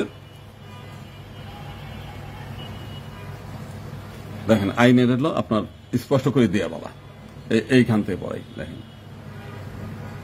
বলছে আমি এটা অনুমোদন, কোন লোক স্বধর্ম ত্যাগ করে থাকবে এটা আমি অনুমোদন করি না, কারণ তাকে হয় ইসলামে ফিরে আসতে হবে অথবা হত্যা করতে হবে। মানে ফাঁসি দেওয়া যাবে না, কিন্তু হত্যা করা যাবে। জিম্মিরা যেভাবে প্রতি ব্যক্তির উপর ধার্য কর প্রদান করে, তার কাছে সেই ধরনের কোনো করও গ্রহণ হবে না, কিন্তু কোনো মহিলা পুনরায় মুসলমান না হওয়া পর্যন্ত তাকে বন্দী রাখা হবে। তাইলে প্রথম কথা যেটা ছিল, এই যে পিনাকি যে মেয়েটারে বিয়ে করছে, এই পিনাকির তো হত্যা হচ্ছে ইসলামী আইনের বিধান মতে, যে একটা মুসলিম পরিবারের মেয়েকে সে মানে ধর্মান্তরিত করছে। যদি ধর্মান্তরিত নাও করে তাহলে ব্যভিচার করছে। ব্যভিচার করলে হলো তার কাজই হচ্ছে মানে ইট দিয়ে, মানে পাথর ছুড়িয়ে হলে তাকে হত্যা করা, এই হলো বিষয়টা। আর এখানে আপনার নিচে আরো আইনের ব্যাখ্যা আর একটু আছেও, এখানে অবশ্য বলছে দেখেন যে যা হোক, আবু ইউসুফ এবং ও মুহাম্মদ বিন আল হাসান মনে করেন যে কোন স্বধর্মত্যাগী মহিলা ইসলামে ফিরিয়ে না এলে তাকে হত্যা করা যাবে, কিন্তু আবু হানিফা মনে করেন যে এই ধরনের মহিলাকে খুব বৃদ্ধ লোকের সমভুক্ত বলে গণ্য করা উচিত। যাক, এই মানে যেখানে একটু মত পার্থক্য যাই থাক, মানে কেউ কেউ বলছে হত্যা করতে করা যাবে, আর কেউ বলছে না আজীবন তারা বন্দী করে রাখতে হবে। তাহলে পিনাকির শাস্তিটা কি? যদি ধরেন যদি সে স্বধর্ম ত্যাগ না করে থাকে ওই মহিলা, তাহলে কি করতে হবে? তার হলো এই ব্যভিচারের দায়ে দুইজনটাই পাথর ছুঁড়িয়ে মারতে হবে, ইসলামী আইনের বিধান। আর যদি পিনাকি তাকে ধর্মান্তরিত করে, তাহলে পিনাকিরও শাস্তি হচ্ছে তাকে হত্যা করা, আর ওই মেয়েটাকে সারা জীবন বন্দী করে রাখা। তাহলে মুসলিম আজকে যারা এই পিনাকির জন্য নাচানাচি করতেছে, তার মানে ধর্মটারে সর্বনাশ করলো, তার ধর্মের একজন মহিলারে সে নিয়ে একটা, তাও কি ডাক্তার মহিলা, একটা সম্ভ্রান্ত পরিবারের মহিলারে নিয়ে সে ব্যভিচারে লিপ্ত হয়ে আছে। এই ব্যভিচারীকে এই মুসলিমরা সাপোর্ট করে, তার এই ব্যভিচারীকে মুসলিমরা তার এই চালাকি চাতুরি, তাদের মানে ব্ল্যাকমেইল করে, তাদেরকে করে ভিকটিম তৈরি করে সে আরামসে খাচ্ছে যাচ্ছে ইসে এই কি বলে জার্মানিতে বসে। দেখেন পিনাকির বিরুদ্ধে কোনো মামলা ছিল? পিনাকি বাংলাদেশ থেকে পালাইছে কেন? পিনাকি ওই সময় শাহবাগ আন্দোলনের কারণে সরকার ওই শাহবাগী আন্দোলনকারীদের ব্যাপক সুবিধা দেয়, এক একজনের এক এক কাজ দিয়ে। ইমরান এই সরকারকে একটা সুবিধা দিয়েছে, তার এই সুবিধা দিয়েছে। এর সুবিধা দিচ্ছিল যে মানে কালাজ্বরের ঔষধ তৈরি করার একটা টেন্ডার দিছিল 5 কোটি টাকার। তো সে কি করছে, সেই সময় কালাজ্বরের যে ঔষধ, সে ঔষধ ক্যাপসুল, সে ক্যাপসুলের মধ্যে শুধু আটা দিয়ে ক্যাপসুল বানায় সরবরাহ করে দিয়েছে। এখন যারা রোগী হয়েছে বিভিন্ন হাসপাতালে, এই মানে রোগীরা প্রত্যেকের ওই ক্যাপসুল দেয়, ক্যাপসুল দিলে পরে ওই রোগের কোনো সারে না, বারবার দেয়। এবং এইভাবে করতে করতে দেখা গেল প্রায় 267টা রোগী মারা গেল সারা দেশে। তখন এইটা নিয়ে সন্দেহ হলো এই ঔষধের বিষয় নিয়ে, যে কালাজ্বরের যে ঔষধটা খাওয়াচ্ছি সেই ঔষধের কাজ হচ্ছে না কেন। তো সেই কাজ যে হচ্ছে না কেন, একজন বলছে আপনি নিরপেক্ষতা হারাইছেন। আরে ব্যাপারে তুমি নিরপেক্ষ না, তুমি পক্ষপাত, তুমি সেই কাজ করো, তোমার এইখানে আসতে বলি নেই, যাও এনতে ফাজিল কোথাকার আসছে। আলোচনা করছে একটা ভালো জিনিস, সেইটা নিয়ে আলোচনা কর, এর বাইরে কোন ফাজিল এইখানে যেন না ঢোকে। আচ্ছা, তো প্রথম কথা হচ্ছে যে এখানে পিনাকির যে বিষয়টা, সে কালাজ্বরের সেই ক্যাপসুলটা যখন সায়েন্স ল্যাবে পরীক্ষার কাছে গেল, তখন দেখা গেল যে এটা টোটালটাই আটা। এবং এই যে ক্যাপসুলগুলো আমেরিকার একটা সংস্থা হচ্ছে বাংলাদেশে ডোনেট করা, তাদের টাকায় তারা ওইখানে নিয়ে এটা পরীক্ষা নিরীক্ষা করলো, তখন দেখলো এটা শুধুই আটা দিয়ে তৈরি করা। তখন একটা গোয়েন্দা সংস্থা তাকে ডাকলো তদন্ত করার জন্য। রাতে বুঝে মানে ফোন দিয়ে যেই বলছে যে আপনি আমাদের অফিসে আসেন ডিজিএফআই, সেই রাতেই সে হেঁটে পালায় গেছে। কোথায়? সে যদিও এক জায়গায় বলছে মানে শিবিরের গুণগান গাওয়ার জন্য, কারণ এখন তো মনে করছে সারা পৃথিবীতে মুসলিমরা আছে, কোথায় কোন জায়গায় মার খাই ঠাক এই নাই, তো শিবির রক্ষা করবে। আসলে বিষয়টা কিন্তু সে চলে গেছে ভারতে। পরবর্তীকালে তার ভিডিও বিভিন্ন জনের আপলোড করছে। সে ভারতে গেছে, ভারতের মানে একটা গোয়েন্দা সংস্থা তাকে রিসিভ করছে, তারে ভারতে রাখার পরে সেইখান থেকে তাকে পাসপোর্ট করে তারপরে জার্মানিতে পাঠাইছে। বুঝলেন যে বাংলাদেশ থেকে একটা লোক ভারতে বসে ভিসা পাসপোর্ট তৈরি করে, মানে এখান থেকে অবৈধভাবে ভারতে গিয়ে সেখান থেকে পাসপোর্ট তৈরি করে সেখান থেকে ভিসা পাওয়া, যদি ভারতীয় কেউ যদি সরকারি কেউ হেল্প না করে, তাহলে তার পক্ষে কোনো অবস্থাতেই জার্মানিতে পালানো সম্ভব না। তার মানে সে কিন্তু একদিকে এই বাংলাদেশে যা যা ঘটনা ঘটে সেগুলো হচ্ছে ভারতের গোয়েন্দা সংস্থাকে সাপ্লাই করে, এদিকে উস্কানি দিলে পরে এরা আবার পিনাকির ভক্ত, পিনাকির কাছে সব কাহিনীগুলো রাতের বেলায় ফোনে বলে, পিনাকি এদের কাছে খবর নেয়, এই খবরগুলো প্রকাশ্যে জানায় দিল। যে আগামী দিনে বিভিন্ন সময় যে এই আন্দোলন, এই যে সরকার বিরোধী শেখ হাসিনার বিরোধী আন্দোলনের সময় সে কিন্তু বেশ কয়েকবার গোপন তত্ত্বগুলো আগেই ফাঁস করে দিয়েছে। তা এখন আগের দিনে প্ল্যান ছিল, যেমন শহীদ মিনারে একদিনে এক রাতে সরকার উচ্ছেদের একটা প্ল্যান ছিল, সে কিন্তু তার আগের দিনেই বলছে মানে সব নেমে পড়েন। তার মানে সে একদিকে এমন ভাব দেখাচ্ছে যে আমি হলো এদেরকে আন্দোলনে উৎসাহ দেখাচ্ছি, মাঝের থেকে সে কিন্তু টোটাল প্ল্যানটা মানে অন্যদের জানাই দিচ্ছে। মানে বাংলাদেশের এই যারা আজকে এই পিনাকির ভক্ত যেগুলা, মানে এতটা নির্বোধ, সে যে চতুর, তার জীবন কাহিনী করে না। ইদানিং কালে তো দেখতেছি যে সে মূলত আসলো জারজ সন্তান। তাহলে এই জারজ সন্তানের কাজ হচ্ছে জারিউমাই করা, সমস্ত কিছু করা। আমরা একটা প্রার্থনা করছি আমাদের বেদের মানে ঈশের মন্ত্র, মহাভারতের সময় এটা বলা আছে, সারা পৃথিবী হলো ভারত ইতি ভারত। আমরা সারা পৃথিবীর কল্যাণ চাই, সর্বেসাং মঙ্গলাং ভুয়াৎ, সর্বশান্তি নিরাময়া। আমরা শান্তি, শান্তি, পৃথিবী শান্তি, অন্তরিক্ষ শান্তি, আমরা গ্রহ নক্ষত্র সবকিছু মিলে আমরা শান্তি চাই। তা আমরা সেইটা একটা বলছি যে ভারত বলতে গেলে এই ভারত তো ভারত না, একসময় জেরুজালেম ভারতের অংশ, মক্কা মদিনা সব ভারতের অংশ ছিল, সমস্ত ছিল মানে গ্রিক রোম ভারতের অংশ ছিল। আমরা সেইটা এক প্রার্থনা মন্ত্রে আমরা বলছি যে আমরা আবার সেই ভারতে ফেরত, ভারতে হতে চাই, আমরা সারা পৃথিবীর মধ্যে আমরা শান্তি চাই, সারা পৃথিবীর মধ্যে থাকতে চাই। এই শয়তানটা সেইটাকে মানে ইনিয়ে বিনিয়ে নানান কিছু বানায়। এই একটা বিষয় নিয়ে অন্তত 10 বার করে ভিডিও বানাইছে। তার মানে উনি তার আমার অন্য কোনো খুঁজে পাচ্ছে না। এটা কেন বলতেছেন? সেই বলতেছে এক হারামজাদা আমার এখানে আছে, সেই তার উত্তর দিয়ে দিই। খুলনায় জামাতে ইসলামের একটা হিন্দু শাখা, সনাতন শাখা আছে, তারা একটা সম্মেলন করবে। কমপক্ষে 20,000 হিন্দু সেখানে জড়ো হবে।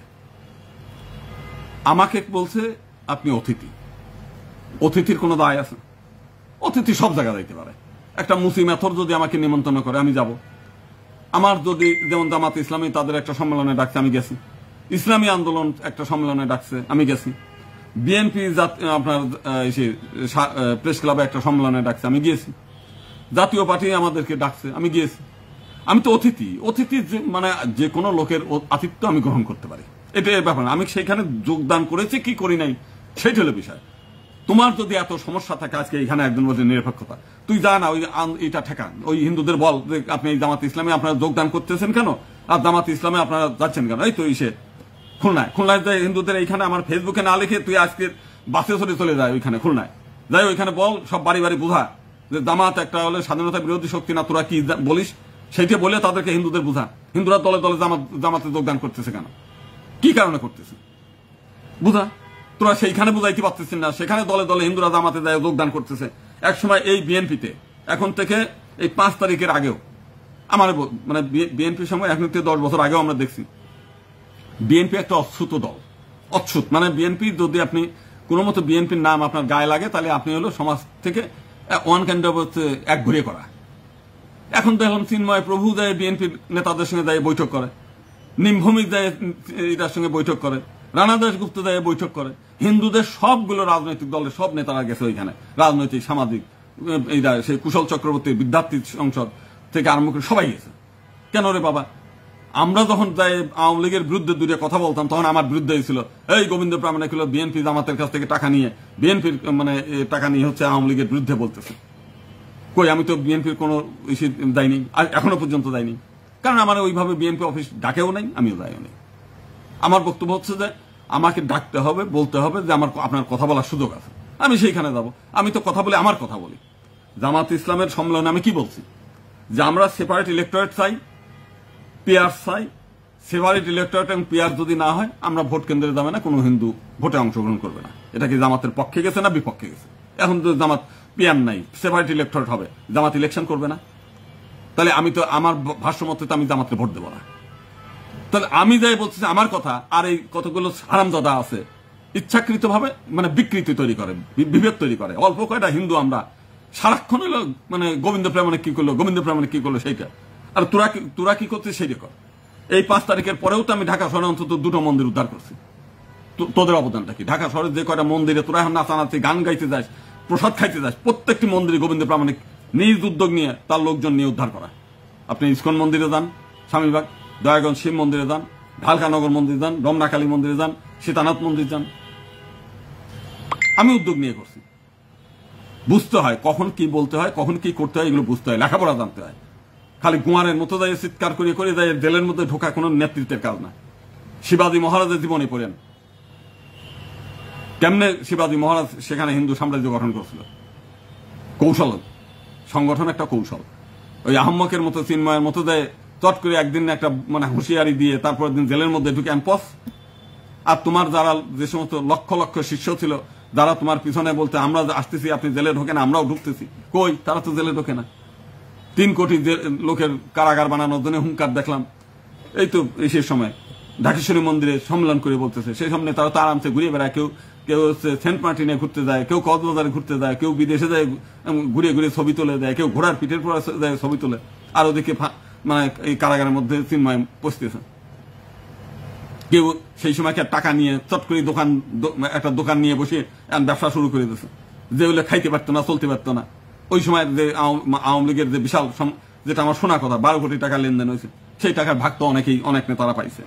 সেগুলো করা শোনা কথা, বাস্তবতা কি আমি জানি না, কিন্তু তাদের এই দোকান করা দেখে এত ইনভেস্ট তাদের আসে কোন জায়গাতে, চলা দেখে এইসব বিষয়। আজকে আমরা নিজেরা 5 তারিখের পরে আমার ইচ্ছা ছিল যে এই পৃথক নির্বাচনের জন্য আমরা ঢাকায় একটা সম্মেলন করবো কমপক্ষে 1 লক্ষ হিন্দু সমাবেশ করে, কিন্তু কোনো হিন্দুর কাছে কোনো হেল্প পেলাম না। আমি নিজে ব্যক্তিগতভাবে গত 35 বছর যাবত আমার নিজের আয়ের সব টাকা আমি সংগঠনের পিছনে ব্যয় করছি। 1 টাকা আমার ব্যাংকে জমা নাই। আপনি আমার ব্যাংক অ্যাকাউন্ট দেখতে পারেন। মাঝে আমার মেয়েকে চিকিৎসা বাবদ এইটাই করতে গিয়ে আমি 12 লাখ টাকা ঋণ। এখন আমার ঋণ পরিশোধ করবো না আমি সংগঠন একটা সংবাদ সম্মেলন 20,000 টাকা, সেইটা আমি আমাদের এই কমিটির মধ্যে মিটিং করি, অন্তত 3 বার করে মিটিং হয়েছে, 20,000 টাকা কেউ দিতে চায়নি। অথচ 20,000 না, শুধু আমি একবার ক্যালেন্ডার ছাপছি 5 লাখ 7 লাখ টাকা ব্যক্তিগত টাকার, বই ছাপছি 2 লাখ 3 লাখ টাকার, লিফলেট ছাপলি লক্ষ লক্ষ লিফলেট ছাপছি ব্যক্তিগত টাকা দিয়ে। বিভিন্ন সময় যে সমাবেশ হয়েছে ছেলে পেলেদের ছাত্রদের আমি ভাড়া দিচ্ছি, যাই তুলে আসে ওইখানে নামিয়ে যায়। এক সময় 1,500 2,000 লোকের সমাবেশ হয়েছে, এখন আসে না। প্রত্যেকে বড় বড় ফেসবুকে বড় কথা বলে, আপনি ডাক দেন যে প্রেস ক্লাবে আগামীকাল আয়, একজন আসবে না। ভাড়া কেউ তার ভাড়া লাগবে, ওই চানাচুর খাওয়ার টাকা লাগবে, সকালে নাস্তা খাওয়ার টাকা লাগবে। আমি জানি না, হিন্দুদের আমি চিনি না। ফটফটানি, যত ফটফটানি ফেসবুকে আমি জানি। দেখেন আজকে সেপারেট ইলেক্টোরেট হলে কি হতো, আমরা যদি সবাই মিলে নামতাম। আমি ইউরোপিয়ান ইউনিয়নের সঙ্গে কথা বলছি, আমি জাতিসংঘের প্রতিনিধিদের সঙ্গে কথা বলছি, আমি আমেরিকার দূতাবাসে আমাকে ডাকছে, সেই তারা এসে কথা বলছে। আমার সর্বশেষ ইন্দোনেশিয়ায় আমাকে নিজেরা বিমান ভাড়া দিয়ে নিয়ে গেছে। আমি বলছিলাম অন্য কেউ যাক, আমার ভাই অসুস্থ ছিল, আমার ভাই বলছে যে শুক্রবার আমি আসবো, দেখা করবো। আমার ভাই শুক্রবার থেকে সে বারবার শুধু আমার কথাই বলছে, রাতে মারা গেছে। সেইখানে আমি আমার ভাইরে রেখে আমি ইন্দোনেশিয়ায় গেছি জাতির উদ্ধার করতে গিয়ে। অথচ আমার এই ভাইটা হচ্ছে শুধু তার কাছে আমি শুধুমাত্র ওই পরিবারের একমাত্র প্রিয় ব্যক্তি। সে আমি তার কথা দিয়েছিলাম যে আমি আসতেছি শুক্রবার আসবো। সে সেই অসুস্থ থাকার পরেও সে বেঁচে ছিল শুক্রবার পর্যন্ত, বিকাল পর্যন্ত, সন্ধ্যা পর্যন্ত। খালি সবার কাছে বলছে দাদা আসলো না, দাদা আসলো না, দাদা কখন আসবে। তারপর শেষ পর্যন্ত সন্ধ্যার দিকে আমার কান্নাই আসে। তো বলছে যে সে তো ইন্দোনেশিয়া গেছে, সে তো আজকে আসতে পারবে না। সে শুধু খুব আক্ষেপ নিয়ে বলছে ও আচ্ছা। তাহলে আজকে আমি শুধুমাত্র গেছি ইন্দোনেশিয়া, আমার যাওয়ার কথা না, সেখানে আমি বেড়াইতে যাইনি। বিমানবন্দরতে নামছি, হোটেলে থাকছি, মিটিং এ গেছি, মিটিং এর থেকে আসিয়া হোটেলে থাকছি, হোটেল থেকে মিটিং গেছি, মিটিং থেকে এসে বিমানবন্দর থেকে চলে আসছি। আনন্দ উৎসব করতে যাইনি। দিল্লি যে কয়বার গেছি দেখবেন না আমি কোনো জায়গায় বেড়াইতে গেছি, গোবিন্দপুর কোনো জায়গায় বেড়াইতে যাইনি। আমি মনে করি আমরা একটা পরাধীন জাতি, 1000 বছর ধরে পরাধীন আছি, সেই পরাধীনতা শৃঙ্খলায় আছি। এত আনন্দ উৎসব আমাদের জীবনের দরকার নেই। কিন্তু আপনি দেখেন এত বিপদে হিন্দুরা, তারপরে আনন্দের কি নাই। ফেসবুকে ঘাটবেন, ময়মনসিংহ সেদিন দেখেন মহিলারা কি সব ভিডিও এই সারিয়ে গান ছাড়িয়ে নাচানাচি করতেছে। অথচ 5 তারিখের সময় এরাই আহাজারি করছে, আমরা থাকতে পারবো না, আমরা পূজা করতে পারবো না। ফেসবুকে লিখতো যে আওয়ামী লীগ না থাকলে কেউ পূজা করতে পারবেন, কেউ শাখা সিঁদুর করে ঘুরতে পারবেন। এই সমস্ত ফেসবুকে যারা লেখছে তারাই দেখি যে আনন্দ উৎসব করে বেড়ায়। তারাই দুর্গাপূজায় 5 দিন 5টা শাড়ি পরে, এমনও আছে যে 5 দিনে 10টা শাড়ি পরে, সকালে একটা পরে, বিকালে একটা পরে পরে এই ফেসবুকে ছবি দেওয়া দেখছে।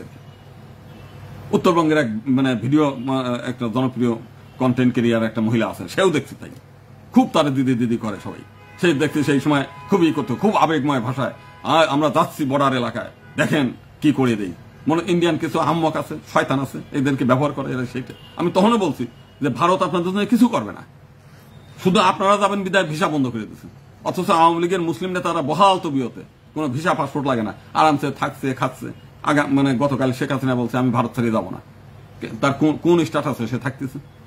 তার ভিসা আছে, তার পাসপোর্ট আছে, কোন বৈধ অনুমতি আছে? আওয়ামী লীগের শত শত না কয়েক হাজার নেতা ভারতে যায় বসবাস করতেছে, কারো ভিসা আছে, পাসপোর্ট আছে, ভারত তাদের আছে, কিন্তু হিন্দুদের দেয় না।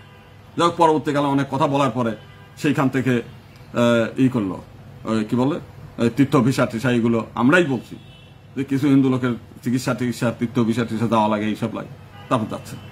তো এই জন্য ভারত আপনার জন্য কিছু করে দেবে না। তাদের মায়া কেন হলে শুধু আওয়ামী লীগ নিয়ে, তারা আওয়ামী লীগকে কেমনে বাঁচাবে, হাসিনাকে কেমনে বাঁচাবে, সারাক্ষণ সেইটা। অথচ এই হাসিনার বাবা গ্রেট ক্যালকাটা কিলিং এর নায়ক, আপনার 1946 সালে যে দাঙ্গা, কলকাতায় একদিনে 14,000 হিন্দুরে হত্যা করছে। নোয়াখালীর দাঙ্গা ঘটাইছে শেখ মুজিবের তার চেলাপেলারা, যারা ভারত ভাগ করছে, লড়কেলেঙ্গে হিন্দুস্তান, হেসকেলেঙ্গে পাকিস্তান, শেখ মুজিবের হুঁশিয়ারি। আপনি তার আত্মজীবনী পড়েন, তাদের নিজস্ব আত্মজীবনী বাজারে তো পাওয়া যায়, ওটা পড়েন। সে নিজে প্রথম জেল খাটছে গোপালগঞ্জে একজন হিন্দুরে পিটায় ছুরি মেরিয়ে, রামপদ নামে একজন। জীবনের প্রথম জেল একজন হিন্দুরে চাকু মারিয়ে। অথচ সেই তার জন্য যেমন হিন্দুদের মায়া কান্না, তেমনি হচ্ছে ভারতের মায়া কান্না। কি যে মানে আশ্চর্য এটা। এবং এই আওয়ামী লীগ হিন্দুদের মানে আপনি আওয়ামী লীগ জন্মের ইতিহাস পড়ছেন? ওই হোসেন শহীদ সোহরাওয়ার্দীর আত্মজীবনীতে আছে, অন্তত 4-5টা বই আছে এই নামে। সেই বই পড়েন আওয়ামী লীগ গঠন হলো কেন। আওয়ামী লীগের আব্বাজান হচ্ছে মুসলিম লীগ, শেখ মুজিব মুসলিম লীগের নেতা ছিল। সেই মুসলিম লীগ থেকে তারা বলল যে আমরা পাকিস্তান ক্যাম্প করছি ইসলামিক রিপাবলিক অফ পাকিস্তান করার জন্য, ইসলামী চিন্তা চেতনা বাস্তবায়নের জন্য। কিন্তু সেপারেট ইলেকটোরেট সিস্টেমে পার্লামেন্টে 72 জন হিন্দু, 72 জন তো হিন্দু না, হিন্দু হচ্ছে 69 জন, 2 জন বৌদ্ধ, 1 জন খ্রিস্টান, তারা ঢুকে গেছে। তাহলে এখন সরকারের উত্থান পতনে এই হিন্দুরা একটা বিশাল ভূমিকা রাখছে। মানে 300 আসনের মধ্যে মানে 72 যদি হিন্দু থাকে, 3-7-21 প্রায় হলো মানে 1/3 কাছাকাছি। না তখন তো 300 ছিল না, এটা ছিল 200-250 না কতজন ছিল, 237 না কয়টা, হ্যাঁ 237-এর মধ্যে 72 জন ছিল হিন্দু। তাহলে বোঝেন যে কি অবস্থা, মানে সরকার নিয়ন্ত্রণই করতো হিন্দুরা। তো ওরা বললো যে এটা তো খুবই মানে খারাপ। অথচ এদেরকে মানে এই ব্ল্যাকমেইল করে মুসলিম লীগ থাকাকালে এরাই কিন্তু যোগেন মন্ডলকে উস্কানি দিয়ে যে আমরা আপনাদেরকে চাকরিতে কোঠা দেবো, আমরা আপনাদেরকে সেই সেন্ট্রাল গভর্নমেন্টে 10%, 30% দেবো হচ্ছে প্রভিন্সিয়াল গভর্নমেন্টের সরকারি চাকরি, আপনাদের ইসি দেবো, ICS পরীক্ষা না কি পরীক্ষা, সেই পরীক্ষায় সুযোগ দেবো, আপনাদের মেডিকেল পড়ার জন্য এত% কোঠা থাকবে, প্রত্যেক ছাত্রের জন্য ছাত্রবৃত্তি থাকবে। এই সব দেওয়ার পরে যোগেন মন্ডল মনে করছে তাই তো আমার সম্প্রদায়ের মানুষকে আমি যদি রাষ্ট্রীয়ভাবে এত সুযোগ সুবিধা পেয়ে দ্রুত উন্নয়ন করতে পারি তাহলে আমি সুযোগ নেব। তো সেই সুযোগ নেওয়ার জন্য সে হলো পাকিস্তানকে সাপোর্ট করছে। নাহলে তো খুলনা, বরিশাল, যশোর এই 6 জেলা তো ভারতের মধ্যে থাকতো, আপনার সিলেট জেলা, হবিগঞ্জ জেলা, মৌলভীবাজার জেলা এরা তো ভারতের মধ্যে থাকতো। এই সবগুলো জেলাকে যোগেন মন্ডলের নেতৃত্বে বাংলাদেশে আনছে এবং মুসলিম লীগ তাদেরকে ব্ল্যাকমেইল করে এই পথে আনাইছে। সেই লোকগুলো একবার ব্ল্যাকমেইল করে পাকিস্তানের মধ্যে আনানোর পরে সেই যোগেন মন্ডলের মানে লাথি দিয়ে বাড়ি করে দিয়ে তারা পার্লামেন্ট থেকে পৃথক নির্বাচন বাতিল করে যৌথ নির্বাচনে নিয়ে আসলো। আর বোকা হিন্দুরা সেটাকে সাপোর্ট করে করলো যে আমরা হিন্দু মুসলিম সব মিলিয়ে গেলাম। ফলাফল কি হলো? 1954 সালে 72টি সিট, 1960 সালে যে নির্বাচন হলো সেই নির্বাচনে মাত্র 3 জন। সেইটাকে ভেঙে গেল 62 সালে, 62 সালে আবার নির্বাচন হলো, সেই নির্বাচনে মাত্র 3 জন। এই 3 জন 1969 সাল পর্যন্ত এইভাবে গেল। এবং আমাদের যে তখনকার এমপি ছিল কি স্বাধীন এমপি, আর এখনকার এমপি কি একটা দলের এমপি। আপনি দলের বাইরে কোনো কথা বলতে পারবেন না। এখন আপনি বিএনপির এসে ভোটে মানে যাবেন, আপনার কি বলে ধানের শীষে যাবেন, নির্বাচিত হবেন, সেই নির্বাচন হয়ে আপনি কি হবেন? আপনার কথা বলতে দেবে আপনার হাইকমান্ড? তাদের যে এজেন্ডা আছে এজেন্ডার বাইরে আপনি কোনো কথা বলতে পারবেন না। আমাকে অনেকে বলে জামাত ইসলামের পক্ষ থেকে ইলেকশন করেন, আপনারা এমপি হয়ে আসেন। আমি বললাম আমার লাভটা কি, আমার সমাজের লাভটা কি? এই সরকারের সময় আমার অনেক সুযোগ সুবিধা দিতে চাইছে 5 তারিখের পরে। আমি বলছি না, আমাকে এমন কিছু সাংবিধানিক অধিকার দেন যাতে আমি না এই হিন্দু সম্প্রদায়ের মানুষ যেন প্রতিনিধিত্ব পায়, সেই কাজ করে সেটা দেবে না তো কোনো সময়। আমি ব্যক্তিগত কি চাই সেটা দিতে চাই, সে জামাতও দিতে চায়, বিএনপিও দিতে চায়, অন্য ইসলামী আন্দোলন দিতে চায়, সবাই আমাকে একজন ব্যক্তিকে দিবে, দালাল বানাইতে চায়। অর্থাৎ আমাকে তাদের খাঁচায় বন্দি করে তাদের পারপাসটা সার্ভ করবে। সেটা আমি বুঝি না, আমি নির্বোধ না? আপনারা মনে করেন না গোবিন্দ প্রামাণিক এত নির্বোধ? উকালতি করে খায়, ঋণগ্রস্ত আছি, কিন্তু কারো কাছ থেকে কোনোদিন কোনো ব্যক্তিগত সুবিধা নেই নেব না। রানা দাশগুপ্ত আজকে পালিয়ে বেড়াচ্ছে কেন? উনি যদি এই আওয়ামী লীগ থেকে মাসোহারা না নিত তো উনার বিরুদ্ধে মামলা হয়। আজকে ঐক্য পরিষদের অনেকগুলো নেতা পালিয়ে আছে, বেশিরভাগ। কেন পালান কেন? গোবিন্দ প্রামাণিক আওয়ামী লীগের সময় জোর গলায় কথা বলছে, এখনো জোর গলায় কথা বলে। মাঝে তো অনেকেই আমার প্রতি খুব বিরাগ ভাজন হয়েছিলেন। আমি তো সে কথা নিয়ে অন্তত 20 বার হলে আমি চ্যালেঞ্জ করছি যে আমার একটা বাক্য আপনার মিথ্যা প্রমাণ করেন। এখন হিন্দুরা হয়েছে কি আবেগে ভাসে, সত্যকে মিথ্যা বলে কোনোদিন আপনি নিজের অধিকার আদায় করতে পারবেন না। যা সঠিক সেই তথ্য দেন, আপনি রিলিফ পাবেন। আপনি মিথ্যাটাকে ফুলিয়ে ফাঁপিয়ে বড় করে প্রচার করে, আপনার শুভেন্দু বলে নাই ইন্ডিয়ার থেকে ডিসেম্বর মাসে তার ভিডিও বাইর করেন, বলছে যে আমরা এই জানুয়ারি মাসেই আমরা বাংলাদেশে একটা ব্যবস্থা নিচ্ছি। কি ব্যবস্থা নিচ্ছে? ইন্ডিয়ান লোকজন বলে নেই যে আপনি একদিন মানে আগামী সপ্তাহে দেখেন আমরা শেখ হাসিনার নিয়ে এসে প্রধানমন্ত্রী হিসেবে পাঠাই দিচ্ছি? পারছে? এই হিন্দুদের এই করে দেবো, ওই অমকরে করে দেবো, ওই তমকরে করে দেবো, কিছুই পারে নাই। এবং ইন্ডিয়ানরা পারবে না। কেন পারবে না? আমি তাদের একবার হাই লেভেল পর্যন্ত এখন ওই করলে অনেকেই ই করবেন, তাদের মগজের মধ্যে এই চালাকি চাতুরি ধরার ক্ষমতা তাদের মধ্যে নাই। ওই ঘাস লতা ফাতা খাওয়া গরুর মতো মধ্যে আর কি তাদের। সেইটা থাকলে ভারতের পেটের মধ্যে একটা দেশ, সেই দেশ ভারতের সবসময় মানে উস্কানি দিয়ে থাকা, এটা কোনোদিনও পারত না। ভারতের কোন নেতৃবৃন্দের মধ্যে আজকে ভারতের মানে কি আসাদুদ্দিন ওয়েসি পার্লামেন্টের মধ্যে দেয় ফিলিস্তিনের পক্ষে স্লোগান দেয়, বুঝছেন? পার্লামেন্টে সে যে হুঙ্কার দেয়, ভারতের প্রধানমন্ত্রী হুমকি ধামকি দেয়। বাংলাদেশের কোন হিন্দুর পক্ষে সম্ভব হবে? কোনদিন সম্ভব? আসাদুদ্দিন ওয়েসি যা করে আপনি নেটে সার্চ দেন, পাবেন। হুঙ্কার দেয়, এনআরসি করতে গেছে, ট্রেন জ্বালায় দিয়েছে, হাজার দুয়ারি ট্রেন জ্বালায় দিয়েছে, সমস্ত স্টেশন জ্বালায় দিয়েছে, বাস জ্বালায় দিয়েছে। পারবেন কোনদিন? ওরা তো মাইনরিটি ওই দেশে, পারেন নাই। আরএসএস বিশাল সংগঠন, কিন্তু যখন হাজার দুয়ারি ট্রেন জ্বালায় দেয়, যখন স্টেশন জ্বালায় দেয়, কোন আরএসএস এর কর্মীরা গেছে ঠেকাইতে একটাও যায় নাই, ভয়ে অস্থির থাকে।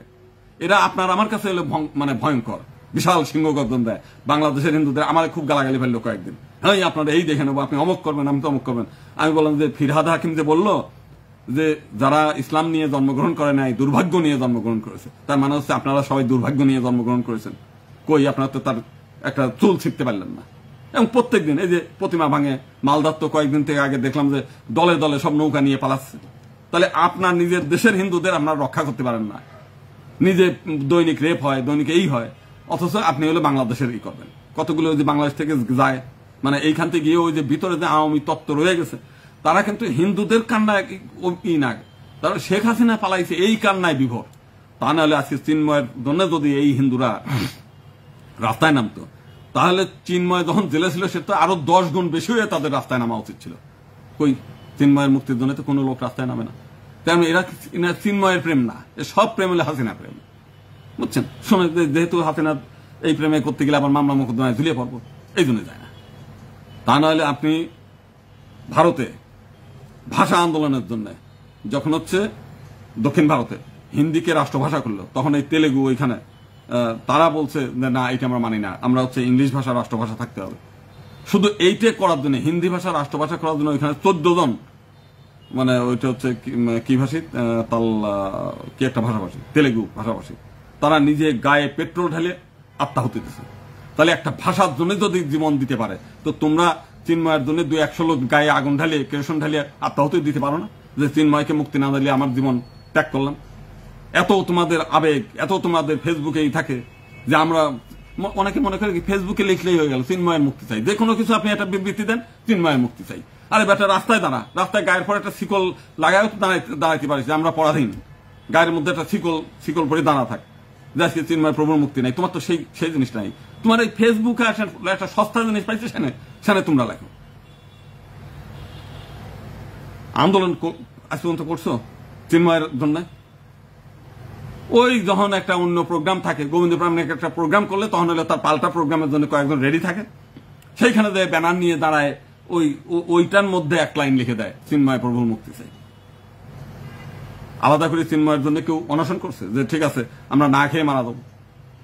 কারাগারে 4-5 দিন অনশন কর। প্রধান উপদেষ্টার ওইখানে স্মারকলিপিদের হাজার হাজার মানুষ যে সহিংসও করা যায়, অহিংসও করা যায়। আজকে আন্দোলন করতেছে না, শিক্ষকরা আন্দোলন করে তাদের দাবি দেওয়া আদায় করে নিয়ে গেল না?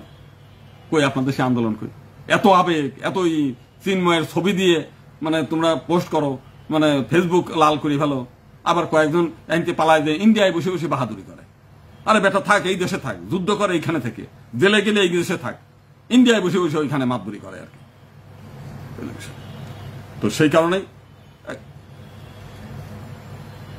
চিন্ময়ের জন্য একজন বলছে আপনি কেউ রাস্তায় নামে নাই, আপনি কি চোখে ঢু দিয়েছিলেন? কয়জন লোক রাস্তায় নামছে? কবে নামছে? এখন নামিস না কেন? এটা কন্টিনিউ, এটাকে একদিন নামার জিনিস। চিন্ময়ের মুক্তি না হওয়া পর্যন্ত তুই নাম পড়ে থাকবে ওইখানে। একদিন লোক দেখেনি এই করলে হলো? রাস্তায় নামেন, রাস্তায় নাম, হাজার হাজার লাখ লাখ, যেমন ওই সময় যখন চিন্ময়ের সময় লাখ লাখ ছিল, এখন তার 3 গুণ হয়ে রাস্তায় নামবি। কই নামা তো দেখি না। কোন দিন দেখলাম? ঢাকা টু চট্টগ্রাম লং মার্চের ঘোষণা দিয়েছিলি, গেছিলি? ঢাকা টু কারাগার অভিমুখে মানে ঘোষণা দিয়েছিলি, কেউ গেছে? কিছু কবে নামছে? চোখে ডু দিল, চোখে ডুব দেবো কেন? ভিডিও পেজ পোস্ট কর যে আমরা লাখ লাখ লোক রাস্তায় নামছি চিন্ময় ইসের জন্য। একদিন মাত্র চিন্ময় যেদিন জেলে গেছে তারপরের দিন একদিন দুই দিন কি একটু যার সময় মানে বেগারির মতো একটা করে দিয়েছে, তোমার ঘরে বসে আছে আর কি, এই বিষয়। তো সেই কারণেই প্রথম কথা যে জিনিসটা, আপনারা আজকে বাংলাদেশের ইতিহাসে একটা সুবর্ণ সুযোগ চলে গেল। এই যে সংস্কার কমিটি যেটা তাদের প্রতিবেদন জমা দিয়ে ফেলছে, আর সংস্কার নাই। আমার মনে হয়েছিল যে বাংলাদেশে লক্ষ লক্ষ হিন্দু জাগ্রত আছে, আমি একা পারি নাই, তাই কি হয়েছে? আপনার লক্ষ লক্ষ হিন্দু নেতা আছে, তারা রাস্তায় নামবে, কিন্তু কেউ নামে নাই। যে কারণে যে হতাশা, সেই হতাশা থাকলো। আমার নিজের ব্যর্থতা, যেটা আমি তো স্বীকারই করলাম যে আমার নিজের আর্থিকভাবে অসচ্ছল, আর টাকা পয়সা না দিলে কেউ রাস্তায় নামে না। এবং বাংলাদেশের যারা ধনী লোক কেউ টাকা দেয় না, অন্তত আমাকে কেউ দেয় নাই। অন্যেরা কে কি দেয় আমি জানি না, আমাকে প্রকাশ্যেই বললাম, কেউ চ্যালেঞ্জ করলাম, বলুক যে হ্যাঁ গোবিন্দ প্রামাণিককে আমরা টাকা দিছি, দেয়নি। আমার টাকা থাকলে আমার নিজের আয় ছিল, এক সময় অনেক ভালো আয় ছিল, সে আয়গুলো আমি ব্যয় করছি। এখন আমি ঋণগ্রস্ত আছি, প্রতি মাসে মাসে আমার ব্যাংক লোন দিতে হয়, মানুষের বিভিন্ন মানুষের কাছে ঋণগ্রস্ত আছে, সেগুলো টাকাতে আমি খুব লজ্জা পাই, সবসময় দিতে পারি নাই। ইচ্ছা করলে আমি এই সরকার আসার পরপরই আমি একটা ভালো সুযোগ সুবিধা নিয়ে অনেক প্রাডো গাড়ি নিয়ে আমি চলার মতো ব্যবস্থা এই সরকারের সময় আমি করে নিতে পারতাম। নিজের ব্যক্তিগত সুবিধার কথা আমি আগেও করি নাই, এখনো করাই নাই। আওয়ামী লীগ শেখ হাসিনা নিজে আমাকে ডেকে নিয়ে গেছে গণভবনে, ব্যক্তিগত সুবিধা দেওয়ার জন্য আমি নেই। জামাতে ইসলামের কাছে আমি নেবও না। আমি গিয়েছি আমাদের কথা বলার জন্য, বিএনপির কাছ থেকেও না। বিএনপির এখন যে সমস্ত পাতি নেতারা ওখানে নেতা হয়েছে, তার চাইতে বেশি গুরুত্ব গোবিন্দ প্রামাণিকের। আমার বক্তব্যগুলো স্বয়ং তারেক রহমান নিজে তার ফেসবুকে, তার পেজে শেয়ার করছে, বিএনপির পেজগুলোতে শেয়ার হয়েছে বিভিন্ন সময়। তার মানে বাংলাদেশে আর কোনো হিন্দু নেতার বক্তব্য কিন্তু তারা শেয়ার নেই। তো সেই দিক দিয়ে বিএনপির কাছে আমি অত্যন্ত গুরুত্বপূর্ণ। তারা বলেও, আমাকে বলে, আমি বলছি না। আমি মানে স্বাধীন এমপি যদি হতে পারি সেই চেষ্টাটা করব। তারপরেও অনেকে আমাকে বলে, এখনো অনেকে বলে, দাদা একটু কৌশল নিতে হবে, কোনো না কোনো ভাবে এমপি হতে হবে, হয়ে গিয়ে আপনি পার্লামেন্টে গিয়ে তখন বলার সুযোগ পাবেন। সেই বিষয়টা নিয়ে এখনো গতকালও আজকেও কয়েকজন আমাকে বলছে। আমি বললো, দেখেন আপনারা যে চিন্তা করেন, কিন্তু আমার চিন্তাটা ওইভাবে। তো যাও, সেটা নিয়েও তো সবার সঙ্গে আলাপ আলোচনার বিষয় আছে।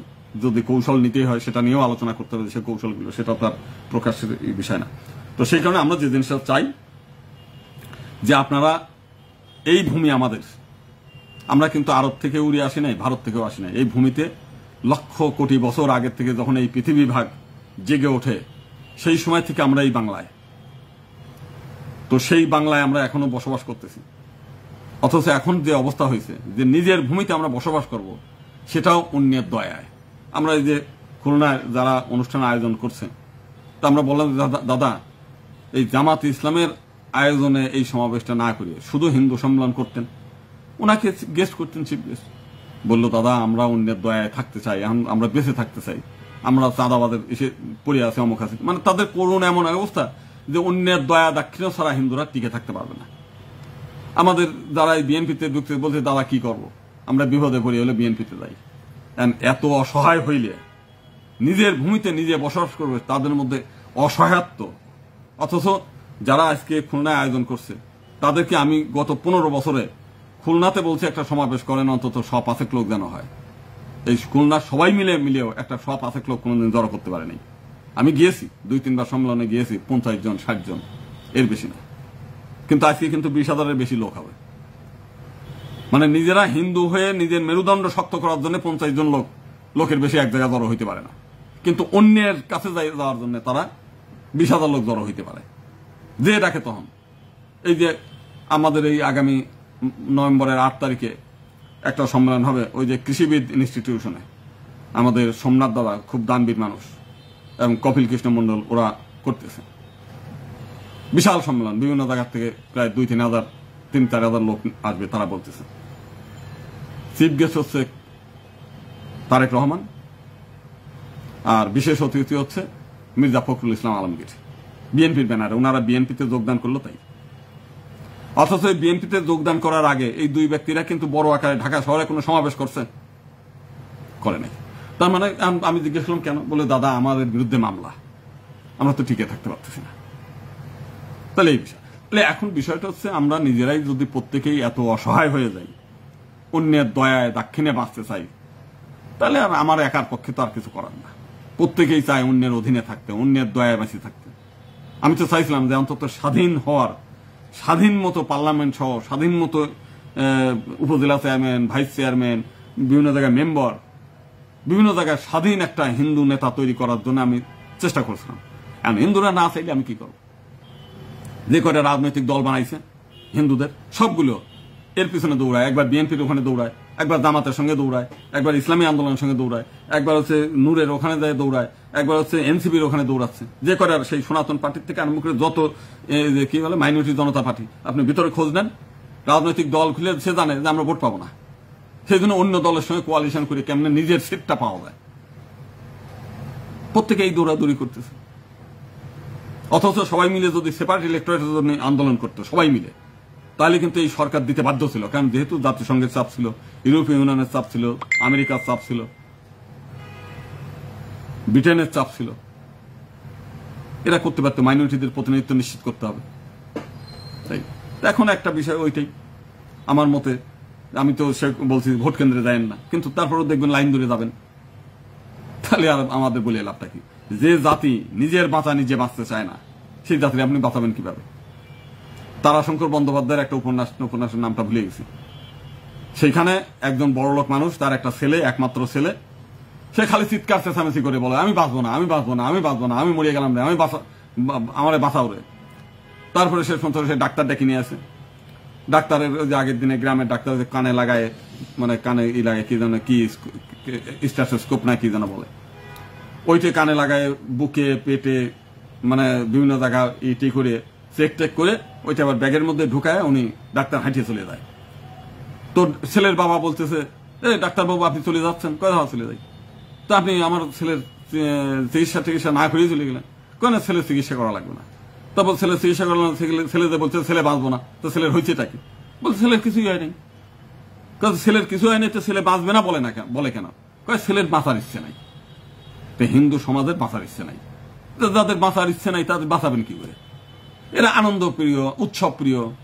এমনি আমাদের বিভিন্ন ধর্মীয় সংস্থা, তারা হলো সবাই আনন্দ। কেউ বেদানন্দ, কেউ দিনানন্দ, বুঝছেন, আর কেউ দাস। এক পক্ষ দাস হয়ে থাকতে চায়, অন্যের দাস হয়ে থাকতে চায়, আর এক পক্ষে আনন্দে কাটাইতে চায়। কোনো পক্ষই তো হিন্দুদেরকে স্বাধীন করতে চায় না, তাই না? এখন আমাদের ধর্মীয় যারা পণ্ডিতরা, যারা ধর্ম পরিচালনা করে, যারা নিয়ন্ত্রণ করে, আমরা তো উকালতি করি, খাই দায়ী চলি, যার যার পেশাজীবী। কিন্তু যারা হিন্দু সমাজকে রক্ষার দায়িত্ব নেছে, তারাই তো আত্মানন্দ, নিজে নিজে খাই দায় আনন্দ করে থাকতে চায়। হিন্দু সমাজকে রুখে দাঁড়ানোর, হিন্দু সমাজকে সঠিক দিক নির্দেশনা, টিকে থাকার দিক নির্দেশনা, সেটা কেউ দেশে দেয় না। শাস্ত্র গ্রন্থ পড়ে না, ইতিহাস পড়ে না, কেউ রামায়ণ পড়ে না, মহাভারত পড়ে না, বেদ পড়ে না, বেদান্ত পড়ে না। ওই গুরুদেব বলছে একটা, সেটা নিচেই চলে। তখন একটা জাতির যদি সেই সঠিক দিক নির্দেশন করার লোক না থাকে, আর একটা গ্রুপ আছে, আর এক গ্রুপ করে পয়সা নিয়ে আমাদের যেমন হিন্দু মহাজোটের 4 গ্রুপ বানাইছে। যখনই দেখলো যে আমি আওয়ামী লীগের বিরুদ্ধে, মানে আওয়ামী লীগকে তটস্থ করে রাখতেছি, তখন ওইখানে আওয়ামী লীগের বড় বড় নেতারা ডেকে নিয়ে যায়, যার সঙ্গে যার পরিচয় আছে। আব্দুর রহমান একজন ডেকে নিয়ে গেছিল, যে সর্বশেষ হিন্দু মহাজোট বানাইলো, ডেকে নিয়ে বলছে যে গোবিন্দ প্রামাণিককে বিদায় করেন, আপনারা আমরা মন্ত্রী বানাবো, এমপি বানাবো। তিনি তো একেবারে সংবাদ সম্মেলন করে আর একটা বাংলাদেশ জাতীয় হিন্দু মহাজোটের জাতীয় কাটিয়ে সে একটা হিন্দু মহাজোট বানাইল। মানে সে বিএনপি চলে গেল, সে তো কি আওয়ামী লীগ চলে গেল, সে যে কি আওয়ামী ভক্ত। তার ধানমন্ডি 32-এ প্রত্যেকবার তার একটা মানে পরে, মানে পাঞ্জাবি পরিয়ে ভালো মতো সাজিয়ে গুজিয়ে, কোনোদিন তার কোনো সংবাদ সম্মেলনে পাওয়া যায় না, একটা মানববন্ধনে পাওয়া যায় না। কিন্তু ওই দিনের জন্য সে আমাদেরকে খাওয়া দাওয়ার ব্যবস্থা করে হোটেলে নিয়ে গিয়ে তারপর ওইখানে সেই তার ফুল দিতে হবে, বঙ্গবন্ধু জাতির পিতা, তার ওখানে দিতে হবে। আমি বললাম যে ভাই আপনারা দান, আপনারা দেন, আমি তো না করি নাই। আমাদের সংগঠনে বিএনপির লোক আছে, জামাতের লোক আছে, জামাতের তো আর কোন লোক নেই, বিএনপির লোকজন আছে, আওয়ামী লীগের লোকজন আছে। আপনারা করেন, যে বিএনপি করে সে বিএনপি করুক, অন্তত আমরা হিন্দু বাঁচাও আন্দোলনে একসাথে থাকতে চাই না, আপনাকে যেতে হবে। এইটা আমি বললাম যে ভাই আমি যাব না। আমার হিন্দু মহাজোট যখন গঠন করেছি, আমাদের গঠনতন্ত্রে বলা আছে হিন্দু জাতির যারা মহাপুরুষ, অবতার পুরুষ, দেবতা পুরুষ, তাদের এই গর্ব। উনি আমাদের হিন্দু মহাপুরুষ না, ইউ না, আমি যাব না। উনি আমাদের দলই ত্যাগ করলেন না, মানে আপনি যেহেতু স্বাধীনতা বিরোধী, আপনি আওয়ামী লীগের দেখতে পারেন না, বঙ্গবন্ধুর দেখতে পারেন না, চললাম। উনি একজন আমাদের বিধান বিহারী গোস্বামী, উনি এই তত্ত্ব। মানিক সরকার, উনি বঙ্গবন্ধুর খুব ভক্ত, উনি গেলেন ওই বঙ্গবন্ধুর, আমি একদিন কোন এক জায়গায় ফেসবুকে করছিলাম, সমালোচনা করছিলাম, উনি সেইটা ত্যাগ করে চলে গেলেন। আমাদের এখান থেকে রিপন দে সহ এরা কয়েকজন গেল। আমি মানে করি না, মানে স্বাধীনতায় বিশ্বাস করি না। আমি বিএনপি, তখন হলো জামাত না, তখন হলো বিএনপি। আমি বিএনপির পয়সায় চলে, বিএনপির কাছ থেকে ওনারা ইঙ্গিত পাইছে, অথচ তারাই কিন্তু সবার আগে যায় বিএনপির ওনার দেখা করছে এই 5 তারিখের পরে। আমি কিন্তু যাইনি, যারা বিএনপি মানে দোষ করল আর কি। তো এইভাবে যে জাতি নিজের চাইতে অন্যের দাসত্ব করতে পছন্দ করে, নিজের চাইতে অন্যের চাটুকারিতা চামচামি করতে, অন্যের শক্তি বৃদ্ধি করতে, নিজের জীবন যৌবন ত্যাগ করতে চায়, সেই জাতির এই করবেন।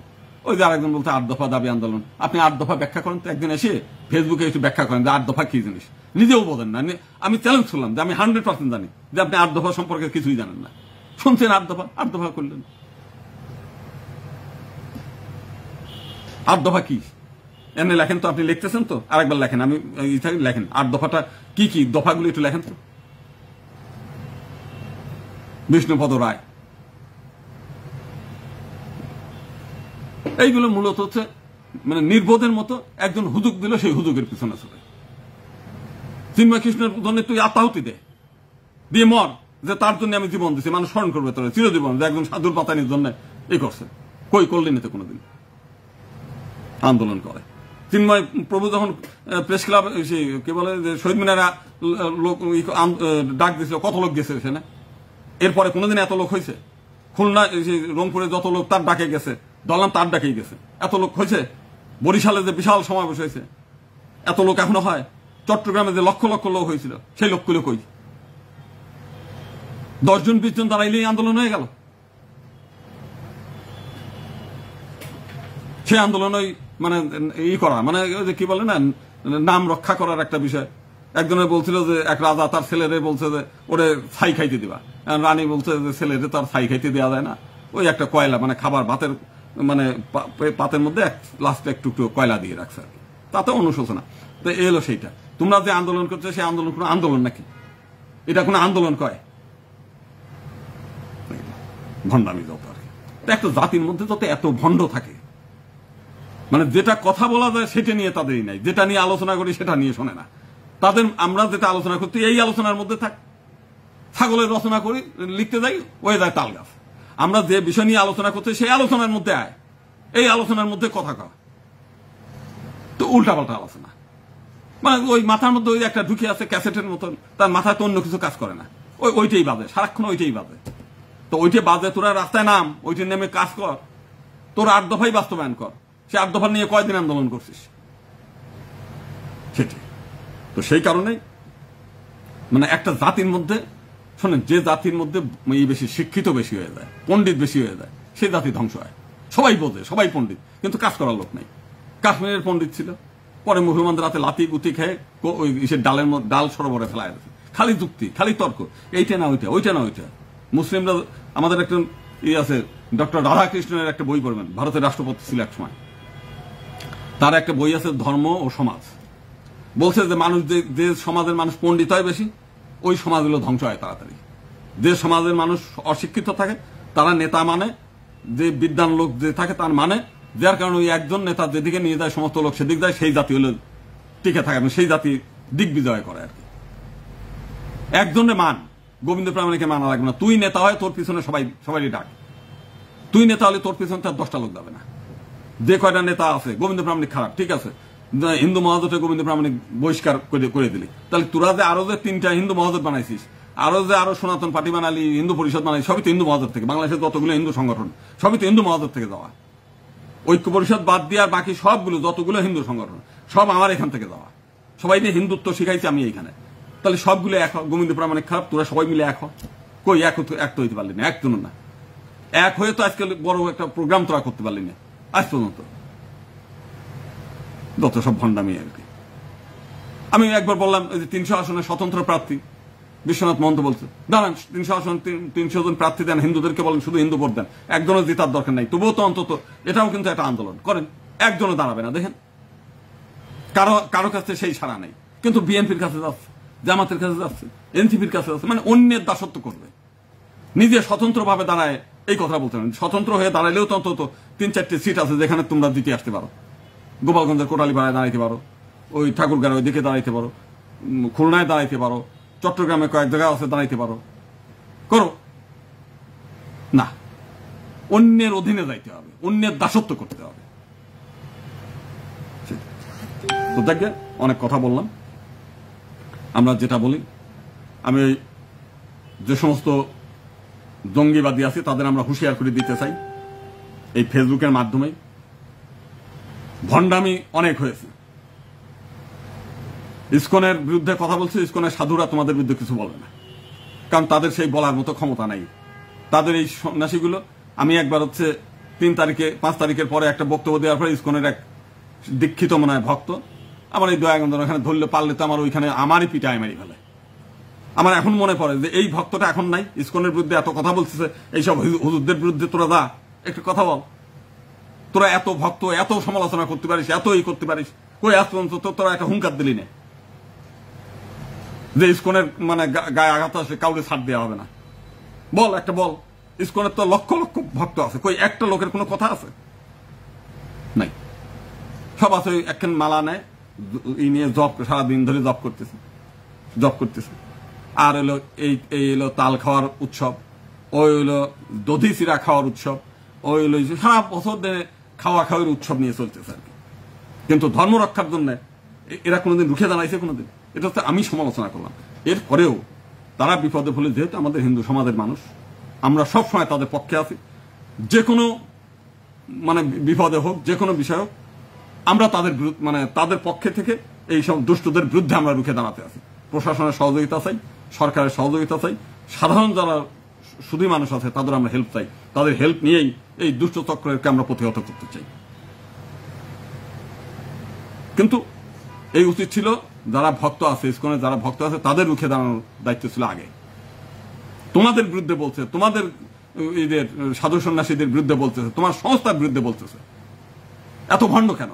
নিজের সংস্থার বিরুদ্ধে এত কথা বলে, আর তোমরা ঘরের মধ্যে বসে মালা জপ করো আর কীর্তন গাও, আর কেউ রাধা সাজো, কেউ মানে এই সাজো ওই সাজো করে জীবন কাটাও। আমার চাইতে বেশি তো তোমরা, আমি তো এই না, আমি তো ইসকনের ভক্ত না, আমি প্রণাম মঠের ভক্ত। স্বামী প্রণামানন্দ বলছে যে সমানে সমানে বন্ধুত্ব হয়।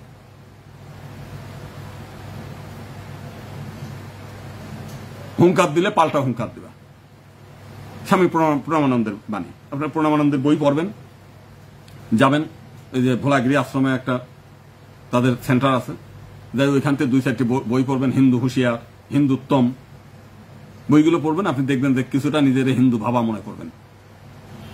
ভারতে আছে ভারত সেবাশ্রম সংঘ, যাবেন, ভারতের প্রান্তে প্রান্তে তাদের শাখা আছে, দেখবেন যখন আরতি করে, তরবারি নিয়ে আরতি করে দুর্গাপূজার সময়, সাধুদের মধ্যে একটু হলেও বীরত্বের তেজ তারা করে, অন্তত যতটা পারে।